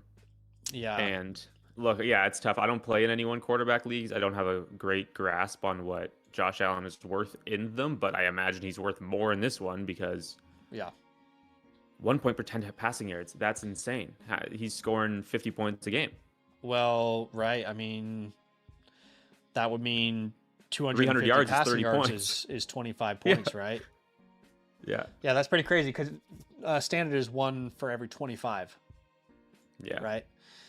Yeah, that's look, if these are actually early to mid firsts, I'm fine with it. I'm not really that bothered about keeping a 201. If they're more late first, I would argue maybe you could probably net something else on top. It looks like he has the 103. Oh, actually, you know what? You're in a perfect leverage spot. You ask for the 103, you give back the 108, and let's call it a day. Okay? Let's find a way to meet in the middle here. You're kind of jumping into the tier that we really love and avoiding the tier that we really hate. So I think that's a good compromise, especially if Josh Allen is the missing piece for this team. It sounds like he's going to score like you said, like 40, 50 points a game. So sounds like he could be worth that. But that's a counter that I really like. What's up? Old Greg says, question, if I got the Infinite Blueprint, could I ask advice from you and the Domain crew? Those are two different products. Obviously Domain does a great job with their blueprint, but there's not really a way to like support both of us in that sense. But if you're a member of Land, you can still buy a blueprint, through the a la carte store. If you're a member of Domain, you can still buy a playbook from myself in the a la carte store. Just when you go to that personal advice button, you can ultimately decide, like, a lot of people get reviews from all of us and just kind of, they want to hear different opinions, different processes. So, but yeah, no, it won't come as like a same product or anything. All right. Let's jump into banter Duke. In the chat. Yeah. What's going on? Sammy all grown up, got to file taxes next year. And then Jordan chimes in with, I'd rather do my taxes than have the 106. Unfortunately, that's the state of the 106, which it sucks because someone missed the playoffs in every league and someone has a pick that nobody cares about. That's almost unheard of. Unheard of. All right, let's go to Duke here. Duke, appreciate you, man. I saw you just, you got that annual Mother Flocker membership in. Appreciate you. Again, we're tracking that. You helped us get to 11 so far. And thanks for the support, man. Thanks for showing some love. He did say at the beginning, he said, please look back at your old review for my team. We have come a long way. I traded the 105 and the 107 for George Pickens. I then sold the 203, 207, 212 for T and T for Garrett Wilson and some thirds. Then I sold my 27 first for Kyron, Sam, and Mayer, hoping to win it all with the help, love, and company. Okay. With the help of Love and Company. So I did actually look back because I saw this before the stream and I said, what did his team look like back then? This was from last year. This was the playbook that we had last year. And it looks like you had the 101. I'm not sure if you kept it, if you have Bijan or not. Let's see. You or Genty or not. Sorry. You have Genty, so you kept the 101. But last year, we had you in a full rebuild. And you've come out of it, obviously, ready to compete. We had your picks ranked as an A+, but we had you ranked 12th at quarterback, 10th at receiver, 11th at running back in your league. So I'm very curious to see kind of how the team has come along since then. Let's have a look here. So you're currently ranked 3rd in your league. And again, it's a 1 quarterback, 12 team start 8. So a very tame starting lineup, I would say. It's not very hard to fill a start 8 there. You got 2 flex spots, essentially. But you've got Trevor Lawrence, Sam Darnold. It's not a generational quarterback room, I'd say, by any means, but it's fine. Yeah. At running back, you got Genty and Kyron, and then it falls off an absolute cliff. At receiver, you've got Garrett Wilson, Pickens, Pittman, Wilson, Higgins. You got a nice little depth room there at receiver. At tight end, you got Bowers and Gadsden. And look at that. My gosh. We had you punt all of 2025, and now you're back. And at first I was concerned, but now I'm looking at the draft capital that he has. And I mean, yeah, this is going to be one of the better teams in the league pretty much right after the draft, isn't it? I mean, you're looking at the running back room will be extremely solid. Genty, Kyron, Love. And then he's adding 2 wide receivers to Garrett Wilson, George Pickens. Yep. And then you have Pittman, Michael Wilson, Jaden Higgins depth. I mean, Brock, yeah, this is a very, very good team. You did a great job, and I'm glad we were kind of able to help you point in the right direction. But you did a great job turning this around. I mean, most like rebuilds, they take longer than 1 year, but you definitely punted 1 year. You did it the right way. You were as bad as you could be. You got the 102. You made some good picks, some good trades, and now you're in a great position to go out there and really compete. As far as untouchables, that's going to be Genty and Bowers here on this team. You've got players I would hold. Sean Tucker, I think, is worth a hold because your running back room is so weak right now before the draft, and we already know Rachaad White says he's moving on. Maybe he's the 1A, 1B to Bucky. I'd hold Jaden Higgins. I think there was plenty of flashes with him last year. Not a player worth selling right now. Jack Besh, I'm really interested to see if Mendoza, kind of new coaching staff, lets him actually develop. Pete Carroll was so set. Pete Carroll's a hater, man. He was so set on, like, let's play 39-year-old Tyler Lockett. Yeah, let's claim Tyler Lockett off of waivers so that Jack Besh what are we doing? can. Well, yeah, I think Mayer's worth holding on to just because he's always in trade rumors, and he was a great prospect. It's a damn shame that the way there's also no panned reason out. with this team having Bowers as well, right? Anytime, Exactly. the injury insurance is there. I think you can drop names like Hassan Haskins, Jalen Polk if you want. You can drop Donovan Edwards, T. Mercado. But I will say your waiver wire is naked. I had to look at it earlier, and I cannot imagine picking up one of those players. So Deep league. Yeah, it's a deep league. Overall team grade, I am going to probably lean. That's a tough one. I think the draft capital is very, very impactful here. I'm kind of like leaning between B plus A minus range. I don't know if you have an opinion on this. I mean, with the draft capital and looking at who those picks are going to be, this is a team that is a quarterback, like an elite quarterback away from being a By the way, juggernaut. Duke's in the chat. I think this is Duke's team. He says, "Give it to me." I'm in like I'm in the A minus B plus range. I think I like A minus here, honestly. Yeah. I think that this deserves to be. I think the elite tight end and adding a Love and a Genty, I feel like that's going to get you right there to that, kind of barely into that A minus range, but still I'm going to give it to you. We're going to go A minus here, like I said, and you're very clearly windows open. Very clearly. No first round pick in 2027, not even your second, not even your third, actually. So we need to make this offseason the offseason where we're completely all in. You know what I mean? Obviously, you'll help us with coming up with some ideas for a quarterback, because I think you're right. We could potentially upgrade at quarterback. The problem is the picks are so it's really valuable 101, 102, 103, and then completely no one cares about any of those other picks, but we'll find a way. Have you looked at the War Room since I started doing the War Room? Sammy, have you seen this yet? We'll kind of jump in it together. It's I'm just kind of giving people like a game plan for the rookie draft, essentially. I like it. At the 101, I would say, typically I talk about, well, if we want to trade the 101 and here's a value that you can get back in return. I don't know where you stand, Sammy, but I think this team needs a Jeremiah Love. I'm not trading the 101. I'm just taking Love and having him as like this pillar of this team.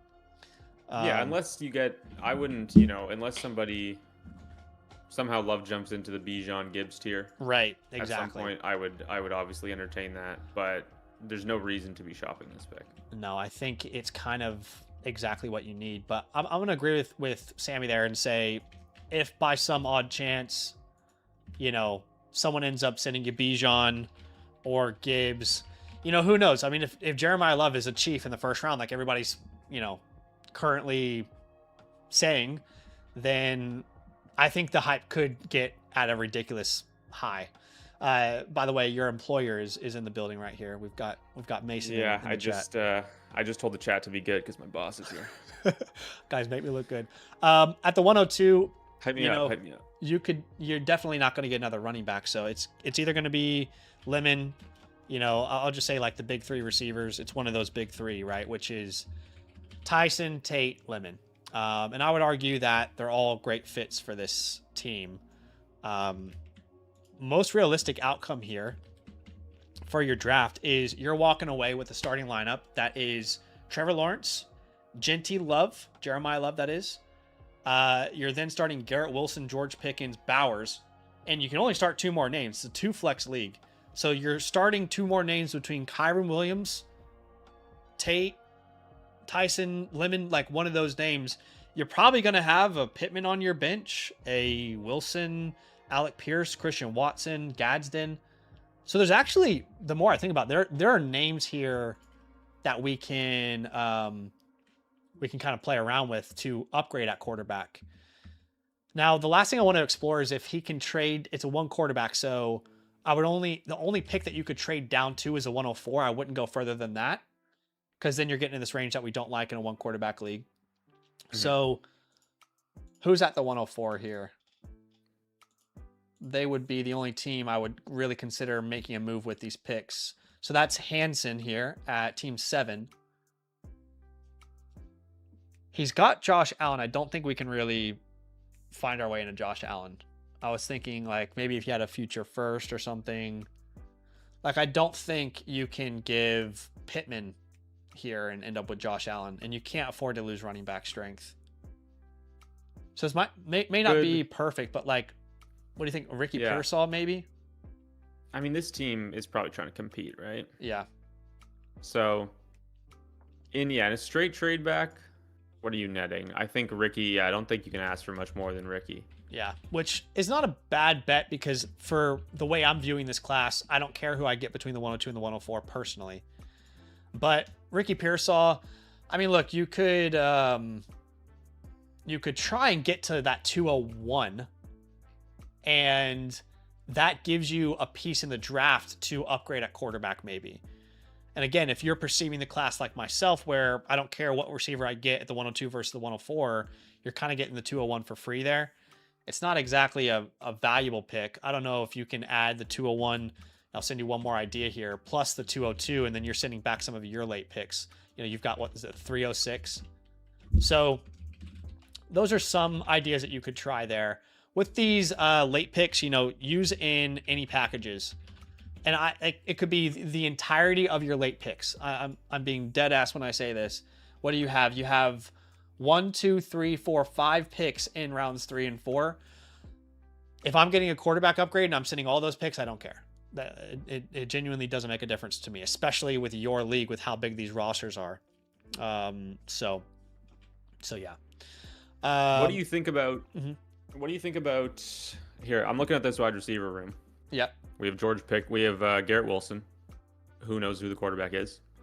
We have 2 rookie wide receivers, and then we have George Pickens, who, if he leaves Dallas, that's no bueno, depending on where he goes. No bueno, I'm wondering, without a 2027 first, is that I'm thinking about it from like a redraft perspective. Yeah. Garrett Wilson, 2 rookie wide receivers. I almost thought Devontae Adams there, but I didn't think we could ask for Devontae. Yeah, I'm wondering, do we try and move the 102 or the 103? Not a bad idea. To get a piece that probably helps us more in 2026, where we do want to try and win the chip. Like, we don't need to wait another year. We don't have our 27 That's first. A fantastic idea. If we were to move the 102, that is valuable this year for sure. I mean, there's a lot of people who are like obsessed with one of these receivers. And you're right. We can go ahead and just ask for someone who's going to help us win right now. At that 102 spot, I'm almost, I was going to say like Garrett Wilson's actually like who I was thinking of, but what do you think? Like an Olave? I think you can get. You think higher? I mean, yeah, I'm. Because Can we go? It's Well, not also, like you're not getting London here. not straight up. No. No. London would be awesome. I don't know. I think Can we grab? I think like a Rashee Rice is possible. I think an Olave might be possible. Yeah, I don't. I like the Rice move. It's Yeah. the grossest thing in the world to do right now. Yeah, it doesn't feel good right now, but How do you? Where are you on Nico? I brought him in as a sell this week, Okay. which Just is a funny. 27 Funny looking thing? back at the Flock League. Incredible trade from Sammy in the Flock League. Just absolutely killed it. Fleeced his employer. And There was I one. made fun of him for it. You know what's crazy? My memory isn't great. There was one guy in the league. I remember like maybe a little bit of orange on his face. Yeah. He waxed Some poetic ginger. about how terrible that was. Some ginger. I think he was wearing a hat at the time when he said it.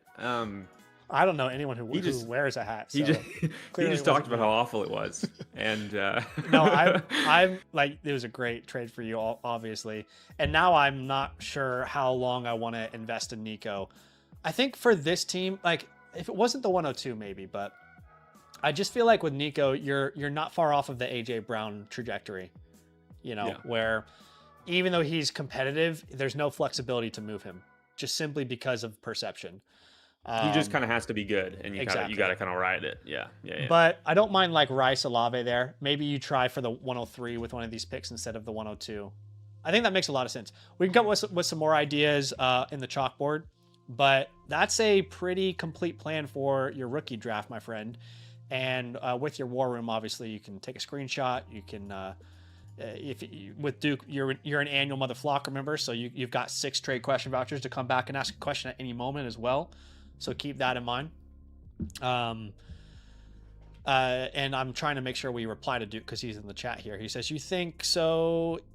He's talking to someone in the chat. My bad. By the way, shout out to Tin Man for becoming a member on YouTube there. Appreciate you, dude. Okay. Let's jump to the chalkboard and let's come up with an idea to improve at quarterback. I'd like to tier up at quarterback, and I'd like to either get one more flex, like veteran flex. So that can either be wide receiver or running back. I think that's where I would prefer to take this team, personally. So, again, you currently have Trevor and Darnold. I mean, Trevor was great. I don't know. I don't think you have to do something at quarterback yet, but I'm certainly not opposed to it. I almost would love to. I think you can play the matchups pretty well. That's fair.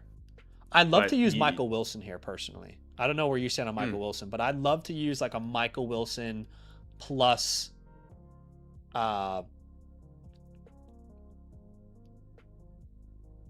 don't know. I'm almost going to say, like, what if we tried to use Michael Wilson in the 103, hypothetically? I don't mind it at all. Trying to get an elite name, like yeah. I wonder if that gets us into like a, surely not a Jefferson, right? But like a Drake London feels more realistic there. I mean, I'm a bit of a Jefferson hater at the moment. Oh, I would. Then London. Would you do this for Jefferson? Because that's helpful if we know if that's a possibility. Oh God, I mean, I think it's. I don't know if I do that. I think I might prefer the Michael Wilson, the 103. Okay, well, no, that's good because we know that there are people out there who would. It's good to have that different, perspective. Personally, I'm betting on Jefferson. I got a video coming out about him soon, and I'm sorry in advance. I don't really want to buy Lamb right now, but I feel like this is kind of the range here, like these two names. It feels too much to pay that for a McMillan right now, or a Nico, or a Pickens. Yeah, I'm not. So I think those are the two names I would be interested in doing it. But at running back, because I don't mind if he goes running back either. and then you have like 4. If he goes did running say, back, he has 4. He did say that it's 3 wide receiver, 1 flex, I believe. Ah, okay. I think I saw that in the chat. Is that right, Correct me Duke? if I'm wrong. I think I saw that in the chat. Well, yeah, one flex, 3 wide receiver. So you definitely don't want to invest heavily in another running back because you're starting Genty, Love, Kyron every week. In that case, do we try and use Gadsden in a bigger package? I like that. And go for, Neighbors, maybe something like a Neighbors, a Monra. I like that a ton. I think that Gadsden is a good one to capitalize on here because you don't need him, and I don't know. I feel like he's overvalued. Yeah, I think it's possible. I think we're all excited about Mike McDaniel, and we're just saying everybody's going to do well. No, everybody's gonna kill it with Mike McDaniel. Well, yeah. Is there any guarantee that like Gadsden is even the tight end that they like? I think that this could be like a Kyle Pitts landing spot. Yeah, I could see that. They're not paying anybody besides Herbert on offense. Yeah. Gadsden worries me a little bit. I like these ideas though. I'm more sold now that you probably don't have to go hard after quarterback, but I would like to see if there's like a team that is just stacked at quarterback that could afford to lose one. Oh my god. Do we buy Jaden Daniels on the low here? Do we send do we leave the league because we have no hope because of this team? Yeah, I was gonna say. Well, at least he has a terrible tight end room. That's where maybe you're saving graces in a start 8. But if we can find hey, let's go get Daniels. Let's include Gadsden in this. What do we think like a Gadsden and Wilson? Gadsden, Wilson, and Darnold. Would you do that for Jaden? I would. There's no way this guy takes that with the depth that he has. This guy has like 4 startable running backs and 4 startable wide receivers. True. I don't know if he's trying to turn his Jaden Daniels into depth. It'll only work if he views Gadsden as like a huge win, which probably not, but yeah, and I think you have enough. Like you don't go after a Herbert or a Prescott. You're already fine. No. I don't even know that I'd go after a Dart, although I do like Dart. You're definitely not going after, these regular names. Yeah. I wouldn't mind Josh Allen, I think, in a 1 quarterback. Yeah. What does it take to go Trevor Lawrence to Josh Allen? I think it's going to take one of those top 3 picks. I think you'd have to go Lawrence plus the 103 for Josh Allen. Maybe you get something small back. And I don't know. It's a start 8, so it probably would be worth it, but what do you think? I think that's probably what's going to take. Maybe you get a Devontae Adams back. Yeah, because he might be fine. Maybe he wants to get a little younger, and he's fine with Goff and T-Law. Yeah. Duke, let us know if you have any questions, my friend. That's a pretty complete review there, but I want to give you a second to ask any questions. And Sammy, if there's anything that you want to suggest here before we move on to the next. He's saying he was thinking about tearing down from T-Law, trying to get something more. I don't know if I like going any lower than that to rotate with Darnold. Well, also, I don't think it will be effective. I don't actually think you can tear down to from Trevor. I don't think he's a quarterback that has that stature, that belief, if that makes sense, Yeah, you'd be going to like a Baker or... Yeah, and like, what would you get in return? Maybe a late second? I don't think it's going to be worth it. Yeah, probably not. It's not going to make an impact on the roster. Duke says, love the review. Thanks, guys. Appreciate you, man. Thanks so much for showing some love to the Land brand. I appreciate you, Duke. And again, like I said earlier, being a part of that 40 in a week Feb initiative, I appreciate you, man, showing some love. 10% of your membership is going to fight human trafficking with A21. I appreciate you for being a part of it.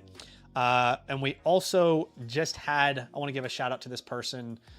Abe McMuffin just signed up. Okay, so Abe McMuffin just signed up, which means that we can update that tracker. We're actually on 12 now. Okay, so quick math would say for this week, we're gonna have to. It'll take a Herculean effort from the crew to make this week work. But we're 28 annual Mother Flockers away from reaching that 40 in a week Feb goal. Again, if you guys have been on the fence, you've been thinking about becoming a member, this is obviously a great time to do so. You can check out the link in the pinned comment. And of course, when you become a member, not only are you giving back, but you are also getting the team playbook, the rookie report, the vouchers. You're getting the complete package. It's just going to something that's beyond just Dynasty football, which is fun to be a part of. And the chance to see Zach's head is priceless. So yeah, the chance to, I mean, it's been literally 2 years since anybody's seen the top of my head. Did I ever take a hat off in Austin? I don't think I did. Not that I remember, and I think it would have been noteworthy. I think I would have noticed. I think people would have, yeah, we would have been like, oh, wow. No, I actually don't think I took my hat off. Anyway, we've got next review here. Shout out to Joel. Appreciate you big time, Joel. Showing some love. Is Joel in the stream with us today? I saw him earlier. I don't know if he's still here, but... let's jump in here. Just getting your playbook set up on the back end.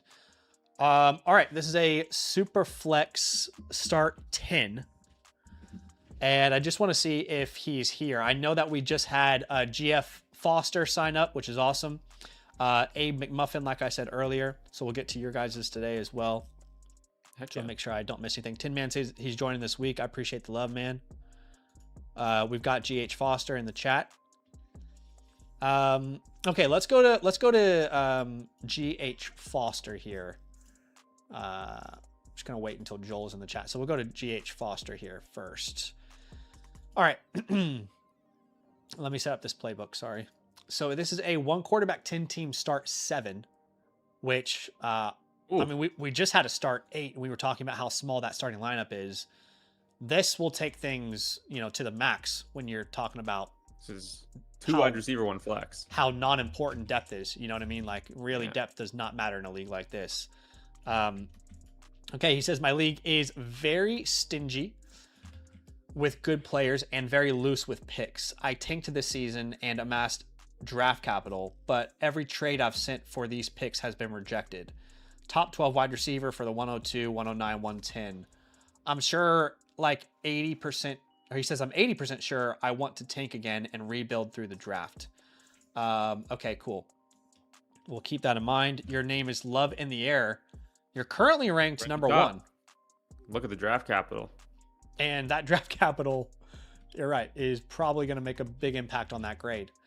Currently ranked number 1, like I said. The Flock site has your quarterbacks ranked 2, your running backs ranked 5, your wide receivers ranked 8th, and your tight ends ranked 3rd. Let's have a look. This team. So he's starting Daniels. Great. Lawrence is a perfect quarterback too. Then Henderson, Bucky. Some question marks there, but guys we like. Burden, Thomas, Fannin, and you can only start one more name in a start 7, which would be one of Hunter, Pittman, Wilson, something like that. Impactful draft capital and 1, 2, 3 first round picks in 2027. I like this team a lot, honestly. I like this team a lot.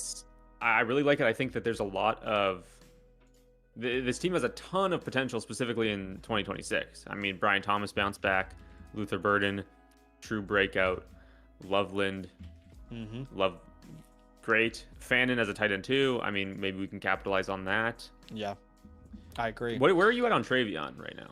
Travion, I haven't ranked to RB6 and it feels too high. Just, it's not that he had a good rookie year. I mean, the fact that he had 46% of his team's touches and ends up being a relevant player to end the year. You saw the flashes. The problem is like Stevenson just looks awesome. Yeah, he looks awesome. Dude, and I don't know when and if they do this perceived Gibbs Montgomery change where Henderson takes over. I don't know if that swap will exist. So I certainly don't want him being my RB1 on a contender, is what I would say. How much? Yeah, like in the playoff stuff. Yeah. Obviously, Denver was the huge one where Ramondre outcarried him like 25-3. Yeah. But over the course of the whole playoffs, they've really leaned into Ramondre. Yeah. How much should we, take from that? I almost feel like Mike Vrabel is like, it's like a rite of passage as a rookie. Like, I'm not going to trust you with anything, you know? Which I hate. Like, I do why hate as aren't we well. just, if that is the case, that just makes it so difficult to deal with because you're never gonna know. Yeah. And But I think when you add Jeremiah Love to this, it feels a lot better with it's upside. Henderson, Bucky, you know, versus, Yeah. you know, relying on them every single week. Firstly, just to talk to GH Foster here, I'm not at all surprised that your league is very stingy with good players, because if it's a league where people are experienced and they know what they're doing, in a start 10 team league, this is as valuable as top end talent gets. What do I mean by saying that? Well, your roster cannot get smaller. Yeah. You know what I mean? It's not possible to get smaller than a start 7. And 1 QB. Maybe if you're in an 8-team league, then maybe that's a possibility for players, you know, elite players to be more valuable. But this is like the format. When you look at all the formats that we do for playbooks, we do 1, 2, 3, 4, 5. We do 10 to 12 different formats. And if I had to rank your format and how it values depth, you would be at the very top, like least valuable for depth, right? So that's not at all surprising. But you've got a lot of top end talent already. Okay, overall team grade. Like, Go ahead, sorry. Do Pittman, Michael Wilson, and Wandale have any value? That's the problem. Those guys, not that they don't matter, but they won't matter in a trade. They're not the reason a trade happens. Like, when you look at this team, we have Jaden Daniels, Colson Loveland. Then we need 5 names. 5. That's it. Yep. And right now, it's just like those 5 you want to consolidate. Yeah. Okay, overall team grade. First off, the draft capital is an A+. 3 firsts and 27, the 101, the 102. I mean, that's awesome. I think this is definitely a team. I'm going to say A-. I like this team a lot. And I think you're a contender. I'm not going to call you a favorite or anything. I'm not going to call you windows open. You got flexibility. If a bunch of injuries happen to your team, you got your first for 27. You can decide in season if you want to use that first and go all in, but I think you have enough right now to go out there and compete this year. You're 100% a contending roster. Untouchables on this team, I really think, I mean, Daniels would be the closest, and Jeremiah Love, really. So the 101. I wouldn't move the 101 on this team. Like, this is not a league where it makes sense for you to tier down from the 101. Like, we'll get to the war room here in a second, but it's not beneficial for your league to move off the 101. As far as holds, I almost feel like, is it silly to say Stevenson because he has Henderson? I don't know. I feel like that's a player I would hold. Mean, is there a... Yeah, probably. I don't think you need to move off him. It makes sense to hold on and have that insurance. I would almost say Hunter is a hold too, because what you could trade him for right now is probably not much in a league like this. And exactly, there's a 100%. possibility that he's a nothing burger in Dynasty, but just I feel like he's a much more fun mystery box in this league than, you know. Yeah, and if you're looking at a league where you might have to rely on him in 2026, then that's a different story. But that's not the case here. Yeah, you can take the chance, and if he does hit his full potential, it's more valuable here than in a normal league. It's weird because I was looking at like who you could drop on this team. I don't really think anyone's a drop necessarily. If you had to clear space, like DK and Horton, you know. But even DK's rostered in most leagues. Again, this is just another reason why your league doesn't value depth, because Jared Goff's on the waiver wire. Jordan Love is on the waiver wire. Sean Tucker, you know. So when you have your rookie draft, you're going to have to drop some names. Maybe we try and consolidate if we can, but, you know, in a league like this, I'm not going to be upset that I dropped DK and Torrey Horton. It's frustrating, but that's just the reality, you know. The problem with consolidating in a 10-team start 7 is nobody wants to liquidate. Nobody wants to. Nobody. Yeah. To differentiate their assets. It's not going to be easy, I don't imagine, but you almost have to overpay in a league like this, you know, and it's worth overpaying. Yeah. Okay. On the waiver wire, like Goff and Tucker are interesting, but you're not going to pick those guys up. Let's jump to the war room, because I think it'll be really helpful for a team like this with this kind of draft capital. At the 101, back-to-back teams who have the 101, back-to-back teams where I would say I'm not selling the 101. Earlier we said, if you get a Gibbs, sure.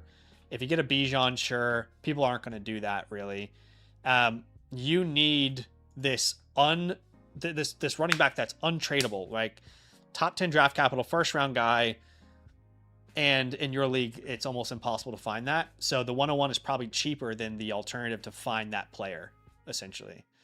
Yeah. At the 102, funnily enough, receivers somewhere where you can improve at the top. So it's going to be one of those big 3 wide receivers. Again, Lemon, Tyson, Tate.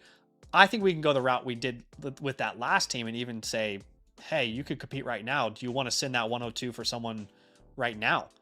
Rather than betting on this class. I think you could afford to do that. Or you could bet on one of these rookies and then use the 109, the 110 in a package to maybe make an upgrade.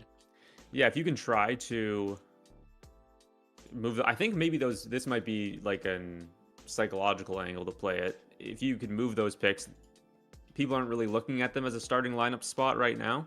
Yeah. And so maybe it's easier to package a Michael Pittman and a pick to upgrade as opposed to Michael Pittman and Michael Wilson. Right. Yeah. We can explore that for sure. If you're going to stay put at the 109 to the 110, it's really too early to say what it will look like, but I imagine it would be one of like the Sadiqs, Coleman's, Price, Johnson, Surratt, Cooper. Concepcion's probably already gone. Boston's probably already gone. That's what I would imagine you're probably looking at. What I would like to explore in the chalkboard is this idea of combining the 109 and the 110 and package for upgrade. We'll look at that. I also think in a second. obviously this might be more chalkboard, but fan in here is something that because in this format, if it's not going to be easy to send wide receivers and running backs away, there is a team that needs a tight end, and we have Fannin. And Fannin is really like such an easy piece to move right now. Not that you don't want to build around. I'm just saying like everybody loves Fannin right now. Even Loveland if we have to. Yeah. At that 102 spot, we said 2 names. We said London and Rice, Olave, right? Like that's kind of really the max you could do. Yeah. I don't think you're getting like a CeeDee Lamb. Yeah, Pickens. You're taking a risk betting on him being in Dallas. Like if Pickens ends up signing with your Tennessee Titans, for example, you're going to regret spending the 102 on him probably. Oh, yeah. Yeah. Okay, that's a rough plan. I'd be happy, and that counts for something, right? Sammy would be happy, and then because you're happy, the world is happy, I think. I'd be happy until September, and then I would hate it. You'd be happy until September, and then you actually have to watch him keep his cool. Fight a fan. Like, yeah, he has to, kills us with an unsportsmanlike in the week it's one. It's funny that the Steelers traded away Pickens because of his attitude problems, and then DK fights a fan. Hilarious. It's really good stuff. All right, let's upgrade at running back or wide receiver on this team.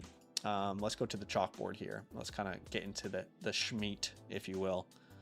Okay, he said Gold Greg, I believe, is our guy in the chat here. Okay.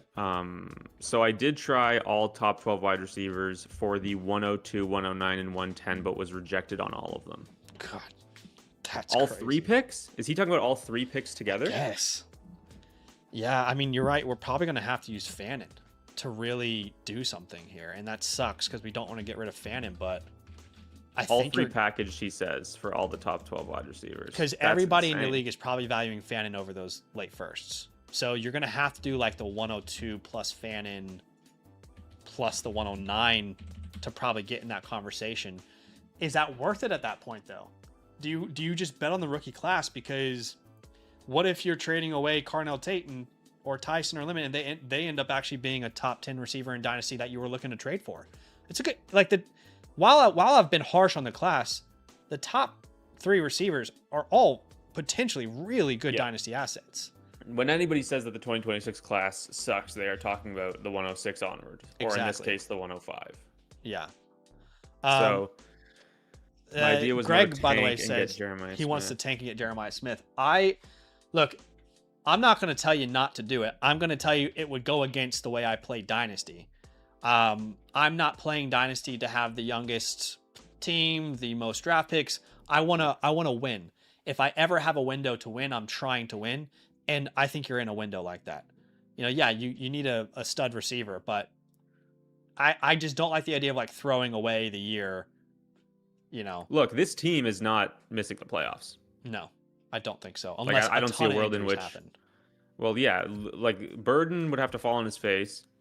Brian Thomas would have to repeat. Travis Hunter would have to play full-time cornerback. Travion is a backup. Yeah. Like, so much has to go wrong. You have Jeremiah Love. You're picking at the 102. Can I ask one thing, Greg? Have you tried using a 27 first in a trade? I wonder if we can use a 27 first. What we need to do is identify a team that needs tight end first. Yeah. Team 5 on a Sunday could use a tight end here. He's got Terrence Ferguson as a current starter. He's got CeeDee Lamb. I did just bring CeeDee Lamb as a sell. However, that was... I mean, this guy could use league, some... is different. This guy could use some players as well. Like, his starting lineup isn't rock solid. So you're telling me if you sent the 102 Fannin and the 109 for CeeDee Lamb, it's getting declined? I think that gets accepted in most of my leagues. In fact, I'm not comfortable paying this price outside of this format. And no, yeah, that's insane. That is a diabolical trade. Any other situation. I wonder if you could. I almost prefer to send like 227 firsts. He says he's 90% sure that gets rejected. Brother, Then your league might be determining like your ability to make a trade like this. Let's come up with one more idea. The guy who has Dalton Schultz also has Justin Jefferson. So you're telling me that this same deal for CeeDee Lamb is getting rejected for Justin Jefferson? He's also got London and Rice and Pickens. Right. And I wonder if we could do like the 102 plus Fannin for a Drake London. That seems like an overpay. Yeah. Could you try and move Henderson to this guy? Because he needs it. He looks like he could compete if he gets an RB2. Only problem is if we do that, then we have to figure out running back depth because we can only get Jeremiah Love on this team. So you have Love, Bucky, and then you would probably want to get a depth RB3 to... Yeah. Yeah, because this guy doesn't need wide receiver. I don't know how attractive the 102 is to him if he's just going to... he has London, Rice, Pickens. So Tyson, Tate, they're not touching his lineup. If you can get London for like an overpay, like paying the 102 and Fannin, that would be accepted in almost every league I'm in. And the reality is, if they're not willing to accept these offers, then you're probably holding at this point. I think this might be a situation where you just need to kind of like keep the picks and hope that they hit, because he said he traded AJ Brown for a 26, 27, and 28 first. Oh my gosh. 3 firsts for AJ Brown. I don't know when that was. That guy countered Justin Jefferson for Buck. Okay, well, we're not even talking about that. Okay, well that's just stupid. Well, there is 2 more teams that could make sense if they're reasonable. And again, I'm only creating trades as if someone is reasonable. So, like the guy who needs help at tight end, one of them has Amon-Ra St. Brown. That would make sense. Again, it's the package of the 102 Fannin and the 109. He has Kincaid right now. I think that makes a ton of sense for him. And then the other guy has Puka Nacua, which, let's say we did that same deal, but we added a 27 first. Right? These are not unreasonable prices that we're asking. But if your league is unreasonable, then you might just have to hold. That is the package that Puka is worth. Yeah. More. It's more than that, I think, honestly, because I mean, Greg said we're so deep, nobody wants to get scammed anymore. Look, I hope that these ideas are helpful. Obviously, I want to hear from you, Greg, and see if you have any questions for me. Obviously, like the caveat here is simply if your league isn't reasonable, then maybe the best route forward is not trading and betting on, this rookie wide receiver class to break out. But I don't think there's a scenario where I'm punting this team personally. I just don't think you can. Like, you'd have to trade too many. Yeah. And you're like, who you have right now to move are the players who this league does not like.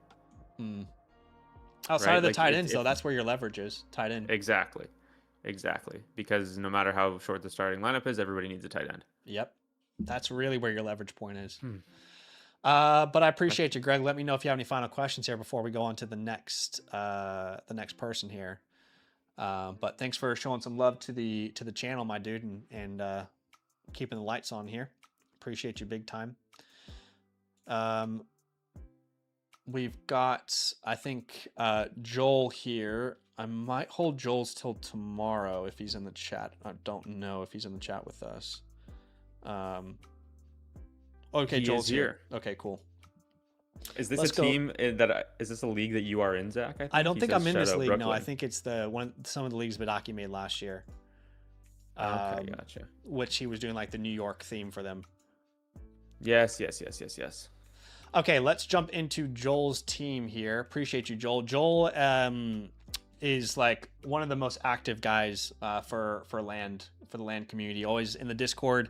A lot of you guys, if you're in the Discord, you've probably seen Joel in the Discord streets because he's constantly having conversations with people and being a great community member. So shout out to him for showing some love. Let's jump into this review here.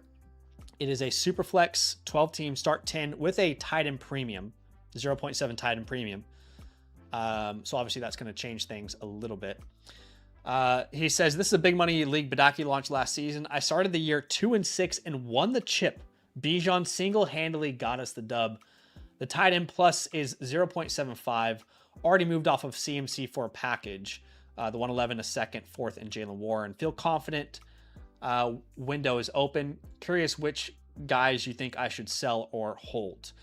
And his current team is team name is Seven Heaven. Sorry, Seven Heaven. No first and 27, so we got to keep that in mind as we look at the squad. But can you read that off for us? Can you see that by chance? I can. Let's do it. Yes. So at quarterback, we have Jared Goff, Dak Prescott, and Bryce Young and Malik Willis. This is a super flex league, right? Yes. Yeah. Running back room, Bijan Gibbs. Crazy. Kyren, Jalen Warren, Kyle Monangai. At wide receiver, Luther Burden, Michael Pittman, Jacoby Myers as well. Trey Harris has an upside shot. And then at tight end, Fannin, Gadsden, Kittle. I was laughing because I'm like, I know exactly how this team won the championship. Oh, yeah.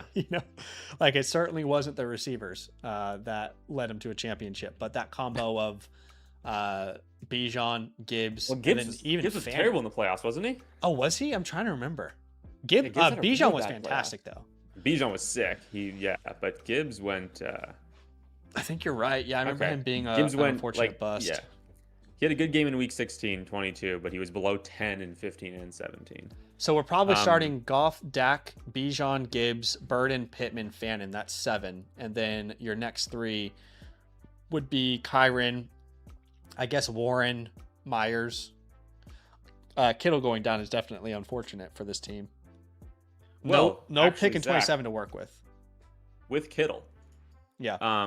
You are a Jeff Mueller enjoyer. Yes. What did Jeff have to say? Did you see it? You didn't see it? Oh, you're in for a shock, buddy. Jeff Mueller says that George Kittle could play week 1.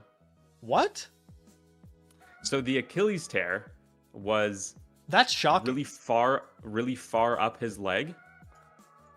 And so they didn't have to do any drilling into his ankle, which you normally have to do. Was this just announced? This, I have the tweet bookmarked. It was a little while ago, actually. Wow, okay. Sorry, go ahead. And basically with these type of tears, here, I'll send it to you. That's crazy to me.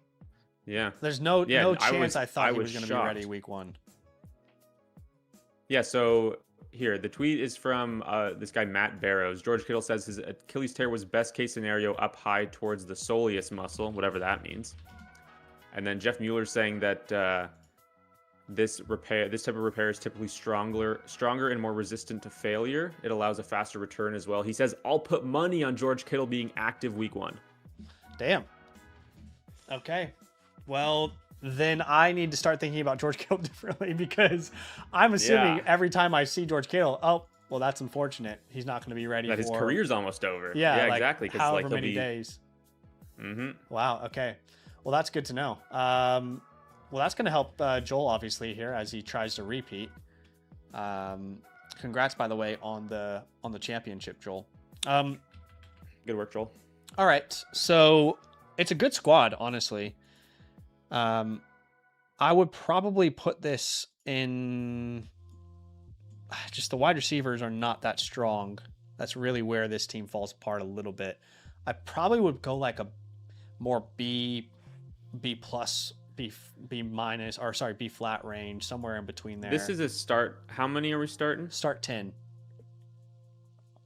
Okay, so that's 3 wide receivers, 2 flex. But 0.75 tight end premium, so he can start some of those tight ends. I would say B plus range. I like that B plus, yeah. Now, we're going to have to go windows open here, as I'm sure Joel probably already knows. You know, you can't be without your first and not go windows open. So everything we're doing is trying to compete this year. Draft capital grade, I mean, I'll probably give you a C flat. You got a first in 26, but it's not worth much. I'll give you a C minus. You know, that first isn't worth much, and you don't have a 27 first. But still, a good team, definitely ready to compete. We can look at your war room, but I don't imagine it's going to be that impactful, unfortunately, for your squad this year. You've got the 111. I've said this many times. Trying to trade the 111, it's like, or anything beyond the 106.7. I didn't mean to say that. Farming Forming the clips in the stream. It's essentially impossible. You know how sometimes when you're doing a dynasty trade and you think, I'll just add this piece in because maybe it'll be helpful, or maybe they'll be intrigued by it. I almost feel like the late first, if someone sees it, they're less likely to accept a trade than like a 27 second. People are like disrespected when you send them these draft picks is the way I felt in my leagues. We got to figure out what the angle is here, because that to me is just, I don't know. I think that there's gonna be some good, and yeah, maybe this is something to take advantage of. Maybe that's just maybe we can brainstorm it. Maybe we need to think through what the repercussions could be of treating it that way. But good news is Joel says I'm less down in the 26 class, especially once we get landing spots. Joel also said, by the way, had to move off of Ladd to get CMC and some pieces. 27 pick went to Dak because I was stuck with JJ McCarthy. Okay, gotcha. Okay, well, look, looking at your draft, your war room here, all right, kind of come up with a game plan. As I've said many times, I can't really promise you who that 111 is going to be. Sammy and I earlier were on the rookie mock draft saying the 106 could be 12 different players, right? But yeah, generally, you're going to be somewhere in the range of a Sadiq, a Coleman, a Price, Johnson, Surratt, Cooper. I would argue you're probably a team that I would be more looking at, like, who is that late first round receiver? You know, does a Concepcion fall? Does does Surratt barely end up in the first? Or is he an early second? I don't know. Like, I think you're probably someone looking to add a receiver there. Beyond that, I cannot tell you what the 4th round picks will be worth. I cannot tell you what names they will be. It's way too early. And then, like I've always said, use in packages if you're going to trade them. Now, if we were to trade the 111, obviously this is a sharp league, so I don't think this is possible. But during the rookie draft, if you can trade it for any future first and, kind of kick it down the can or down the road, then you do it. Probably not going to happen. Right now, the range for the 111 is so weak in the market. If you were to make a trade, I'd want to go receiver, and I really can't confidently tell you what receiver, you would go for there. Like, I don't think you could get a Waddle. I don't even know if you get Devontae Adams. Is Metcalf or Pittman? You already got Pittman. Is Metcalf like the most realistic? A Terry McLaurin? Oh God, I would rather keep the pick. I think so too. That's what's so hard. Like maybe Jordan Addison is the closest. I was just gonna say Jordan Addison. I think that, I mean, you're betting, if you're moving it now, you're betting on the Vikings figuring out the quarterback. Yeah. But yeah. But even then, like, is that obviously this league format? You need some depth. I just don't know if he moves any sort of needle to the point of. But you need to contend, right? And the 111, I mean, it's not going to be helping you much. Like you said, maybe it is best off that you just kind of hold. But almost, what if you could do like the 111 in a second for like a Jameson Williams type? You know, something like that to add to this team could be worthwhile. You know, if someone's willing to jump off the, I mean, almost like Travis Hunter feels like this range too. I don't know. We'll go to the chalkboard and come up with some more ideas, but that's a general game plan. You're not going to transform this team with your rookie picks, unfortunately, my friend. That's just a harsh reality of where your assets currently lay. But let's go ahead and let's jump into your chalkboard here. And I like full transparency. Outside of receiver, I don't really see a need to make a move here. However, you've got a lot of running back depth. I think Kyle Monangai is a movable name. We're gonna fight.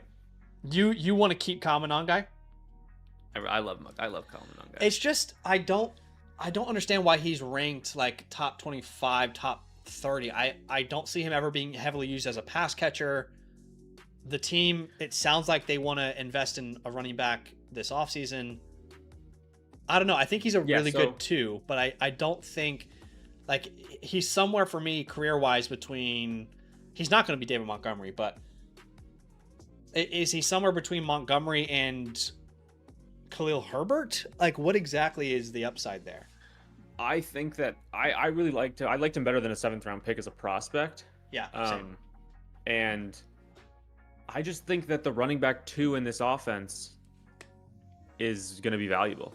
The same way, look, I try really hard. You don't want to just try and copy paste Ben Johnson's Lions onto Ben Johnson's Bears. Yeah.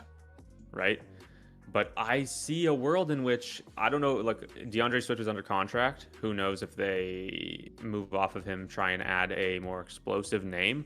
But even that scenario, I could see a 12-plus touchdown season for Kyle Monangai. Yeah.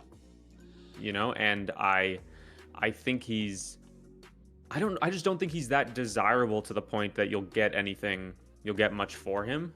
Yeah. Well, and I like him as a flex. I wonder then if we use Jaylen Warren. Moving Jaylen Warren in a second or Jaylen Warren in a Gadsden and really trying to hit receiver there. So that would look, I don't mind if you use Warren or Monangai, whoever's going to get you the biggest return personally, but what I say, plus a 27 second, we can kind of see what's possible there. We can also play around with, like, I think this is a team that could move Gadsden as well. Kind of take advantage of the Gadsden hype right now. Absolutely, yeah. I imagine in your tight end premium, Gadsden's going to have maybe even more value than the last team that we looked at. I want to keep the 3 of Bijan, Jahmyr Gibbs, and Kyron. I wouldn't mind selling Kyron, but not as a contender. And then ultimately, my goal here is really just to get one more receiver I feel comfortable with. Yeah. No, I didn't see Tank Dell sitting down there. Yeah, you know, Tank Dell's about to come back and put up 15 tuds. I mean, that's what he's saying. Hanging out. All right, let's find 26. Let's find a tight end needy team here. The team 1 has Evan Ingram. And they've also got Jameson Williams. This could be perfect. Like, what about an idea where you send Warren and a second for Jameson or Warren and Gadsden? You know, is that realistic? What do you think? I mean, I think that Warren and Gadsden, what's the running back room for them like? That's a good question. Do they even have a need? Well, they definitely have a need at tight end with Gadsden there. Yeah. Well, yeah, they've Yeah. got Swift as RB3. I'm sure they would be intrigued. Yeah. That could actually I work like that. well. You're not going to get a CeeDee Lamb, obviously, so unrealistic. You don't have an to think asset that, to throw onto that. Jalen Waddle's interesting for Team 2. They have Trey Benson as their RB3. They already have Gainwell. Warren in a second for Waddle. Warren in a second for Waddle. I don't mind it. Waddle's weird because who is the quarterback? And what exactly is the future of the team? I get that. This guy, would you do like a Pearsall for Warren kind of straight up idea? Kind of benefits both of these teams. This is Badaki's team, actually. I don't hate that idea. No, I don't hate it either. I think that I would just, if I'm trying to contend, I wouldn't want to be, maybe I would rather get somebody that I'm more confident in that will score points in 2026. Which is fair. Than Ricky Pearsall. That's definitely more of a band-aid than an actual fix. It's an upside shot. It's a hope, right?